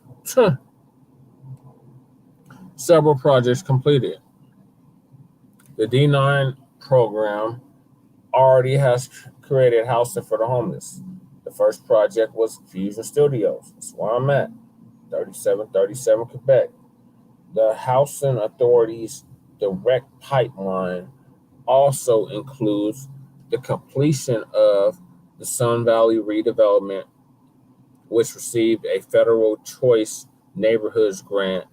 Additional projects include Warren Residence, 1630 East 14th Avenue, occupied, 48 permanent supportive housing units, St. Francis Center developer. Renaissance Legacy Lofts, 2175 California, occupied, 98 permanent supportive housing units, Carter Coalition for the Homeless developer. 901 Navajo Street, pre-development, 187 units, 94 of which are supportive housing units, Mercy Housing developer. Warren Village, the third, 1394 West Alameda and 1373 West Nevada Street, 89 units, 79 of which are permanent supportive units. Warren Village / Urban Ventures developers. Charity House, that's the one that just opened up, 3022 Welton Street, 36 permanent supportive units. Under construction. It's not under construction no more. It's done. Blue Line Development / Community Outreach Service Center developers. 1101, 1123, and 1139 Delaware to be determined. 4745 North Federal Boulevard to be determined. 3965 Fox Street to be determined. Oh God, Carter Coalition for the Homeless awarded loan. Also, during the meeting Wednesday, the committee agreed to lend $10.5 million to Carter Coalition for the Homeless. For what? The money will go toward the purchase of the former Clarendon Hotel at 200 West 48th Avenue. Half of the 215-room hotel will be non-congregate shelter space, and the other half will be permanent supportive housing. The city is using the American Rescue Plan Act money for the loan, city staff explained. A covenant attached to the property will guarantee it remains affordable housing for 60 years, according to city staff. Although many people who will live there likely will not have no income and pay nothing for rent, tenants can earn up to 30% of the area median income, or about $24,000 annually, city staff explained. Additional units will be reserved for those making 50% of AMI, or about $41,000 annually.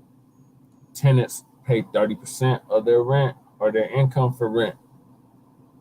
Carter Coalition for the Homeless bought the hotel earlier this year for $24 million. The full city council will vote on the loan. Still must vote on the loan. Building opens up with people with brain injuries. Denver has other homeless housing projects in the works that are not part of the 3 program. On Wednesday, for example, city officials celebrated the grand opening of the Valor on the Facts, homeless housing for people with brain injuries. In total, 1,870 affordable units have received city financing and are under construction at 31 sites throughout Denver. An additional 599 income-restricted units are on the planning stage. Okay, so that puts it what? 2,300? That's still a drop in the freaking bucket. Matriarch Community Campus, 1800 North Oneida Street, still under construction. Archway Communities Incorporated developer. On Thursday, officials celebrated the groundbreaking of the Mazianic. The campus features 4 historical dormitories from the former Johnson & Wales complex of the Colorado Women's College. The city's Department of Housing Stability provided $3.85 million in gap financing for the project. The $66.5 million adaptive reuse project will offer units ranging from studios to 3 bedrooms. All units will be income restricted, up to 60% of the area median income or AMI, which is about $50,000 annually. 10% of the units will be affordable for households at or below 30% AMI, which is about $24,000 annually. Some residents have no income, may pay nothing for rent. I'm thrilled to see the transformation underway and for the opportunities this project offers our soon-to-be neighbors. Oh, God. Said City Council member Chris Herndon. Ugh. That's my councilman currently. In a news release, this campus has a long history of being an integral part of the community, and that legacy will continue with the reimagination of old dorms into affordable apartments.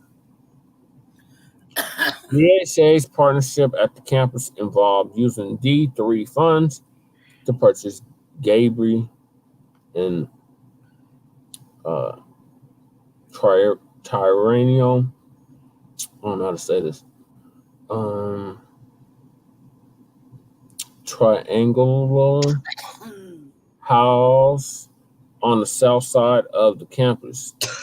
The city has not yet identified a development partner.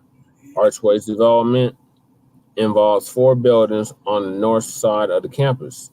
DHA is a partner in that deal as a special limited partner, conferring property tax exemptions to help maintain long-term affordability of the 154 units, but no D3 funds were used.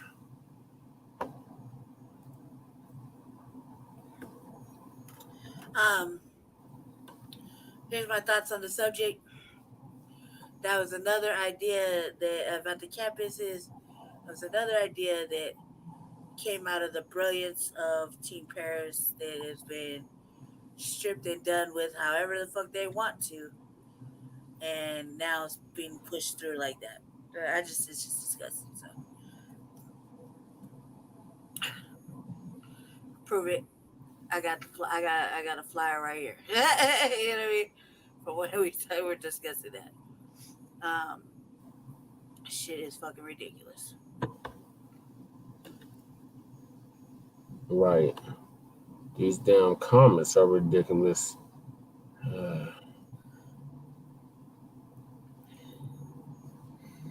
Creating slums. Nah, you know what, man. If people just do the way we has discussed it, it wouldn't be like that. But either way, a lot of you motherfuckers that are over there responding in the comments got houses, and you don't know what it's like to live like the way we do. Right. That part. All right. So what are your thoughts on these new properties that are Like I said, I was planning to open referring up or have just recently opened up? to, I want to see one of us get into it, like, both of us, because I mean, the last time we tried to get into anything that had just opened up, just for our own personal experience, they always have two things they say: either there's a waiting list or they're full. those are the two. Those are the two fucking off-brand motherfucking topic conversations when it comes to me. You try to get into something that is brand new that they intentionally built for motherfuckers like us. So either they're full or they got a waiting list, or the waiting list is still 4 years out. Like it's just stupid and like really fucking ridiculous. And it's almost like it's intentional for us to live like this, and I don't like it. Yeah. So this is another one that opened up. Valor on the facts. It says it's supposed to be for people with brain injuries and related disabilities. So that's definitely one to be looking into. I mean, I would definitely look into it, me personally, because I suffered significant head and brain trauma. You know what I mean? When I was growing up, even up until like recently, most as recently as of like 4 or 5 years ago. Significant trauma. So um, I knew they were gonna be doing giving housing to motherfuckers like us. I definitely, like me, like I would have definitely tried to get them on that. All this stuff happens like when I look at things like this. All this stuff happens after the fact for me. Like Mhm. if I would have known that a man almost tried to kill me and bash my brain in, would be able to put me in an apartment. God, I would have signed up.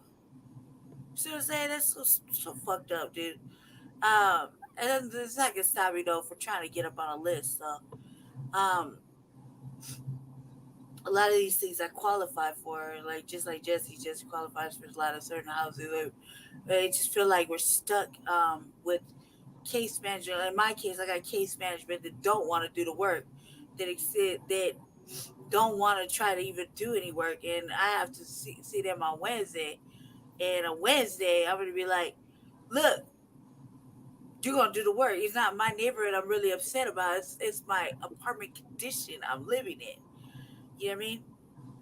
That I really am bothered by the condition of my fucking apartment is." You should condemn this motherfucker. In my mind. So let's see where it goes from there. But I think this is all just like empty filler. Like they weren't trying to do this shit 2-3 years ago. This is election season. Hurry up. Let's stuff all this shit in while we got the runoff going, and let's make it look like we're trying to do something. This is us doing better. We try to deflect from the main things and go ahead and give you guys a little symbolism. A little something to shut up. Here, we're giving you this. No, Huh. I can shut up. Here's a couple thousand units. We know that we need to create 50,000 units, but here's a couple thousand. my sister got into a place just recently, after 10 fucking long hard years of being outside in a tent. She finally got in a place like 3 weeks ago, and that was again another one of me telling everybody, look, you gotta stay on them. You gotta ride their fucking helmet down there every other day. You can't let up on them. Like they will literally push us to the back of the motherfucking line repetitively. That's how I got in to my first bridge apartment. I went in there I went in. I'm notorious for not having no shoes on. There's Gettys with me no shoes on, right? And I literally was like, I'm gonna die out here because I got a heart condition. And I was in that motherfucking office every day, whether they would see me or not, fucking making a scene with muddy feet and everything, talking about you didn't put me somewhere. It took them 18 motherfucking days of me doing that shit because they put me out of my COVID hotel because somebody else had made a mistake. You know what I mean? And so I had forgot all my training from being outside. I had been inside for a whole fucking damn near a whole year and a half. So now, I was like, no, I rode their fucking helmet. And now, again, riding the helmet again because I shouldn't have a field mouse in my house.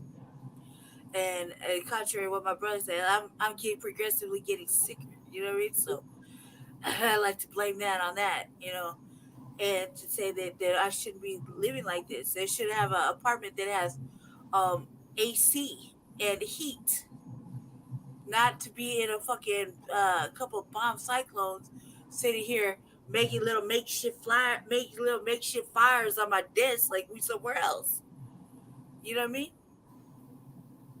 Look it up. I did that. You know what I mean? I should have been here, not being able to utilize, not being able to take a real hot bath because the water only stays hot for 10 minutes. You see what I'm saying? Or not being able to do certain things because, I got a generous view of my dumpster. You know what I mean? Yeah. Glorious view of my dumpster. Come on now. This shit is foul. Yeah. Or not being able to go and even when I leave, I can't even ride up down the sidewalk because the sidewalk's so narrow, it wouldn't fit me in my power chair. And contrary to popular belief, I had a standard power chair. You dig? So, or there's all this little trash and little white kids get to do whatever the fuck they want to do. I don't live like that outside, but they don't really give a fuck. Right. I care. Look, man, when you get an apartment, finally, you just, you can't expect things to be perfect, but you can't expect things to be all bad either. Right. So, I'm done with that. All right, Black family. So we're going to wrap it up. Thank y'all for tuning in to part 2. Season 3, episode 7 of the Front Line Blacc News. We'll be back next week with a brand new episode, or later on this week, Saturday. Just in time for the FBA Expo. So make sure y'all stay tuned for that. In the meantime, make sure you like and subscribe to Front Line Blacc News with a double C on YouTube and Facebook. And make sure y'all check out the Revolutionary Agenda.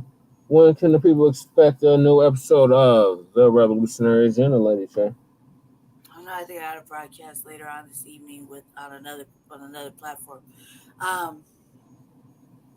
We'll have to see. This week is going to be kind of heavy for me, so we'll see. I'm pretty positive it's going to happen here in the next day or so, because I'm thoroughly been getting try not to get upset lately, but the news has been riled up, so we'll see what happens. It's gonna be this week though. It's somewhere between Shabaka, Shabaka's Black Experience and Hashtag Grand Rising with Shabaka. It's gonna be somewhere in there. Okay, so that leaves Wednesday, Thursday. Yeah. Somewhere in between. Make sure y'all like and subscribe to Shabaka's Black Experience Enhanced on Twitter and Facebook, and Shabaka EXP on Twitter, and Shabaka's Black Experience Enhanced on Facebook. So peace, love, light, reparations, and separations, and Black empowerment. We are out. Peace.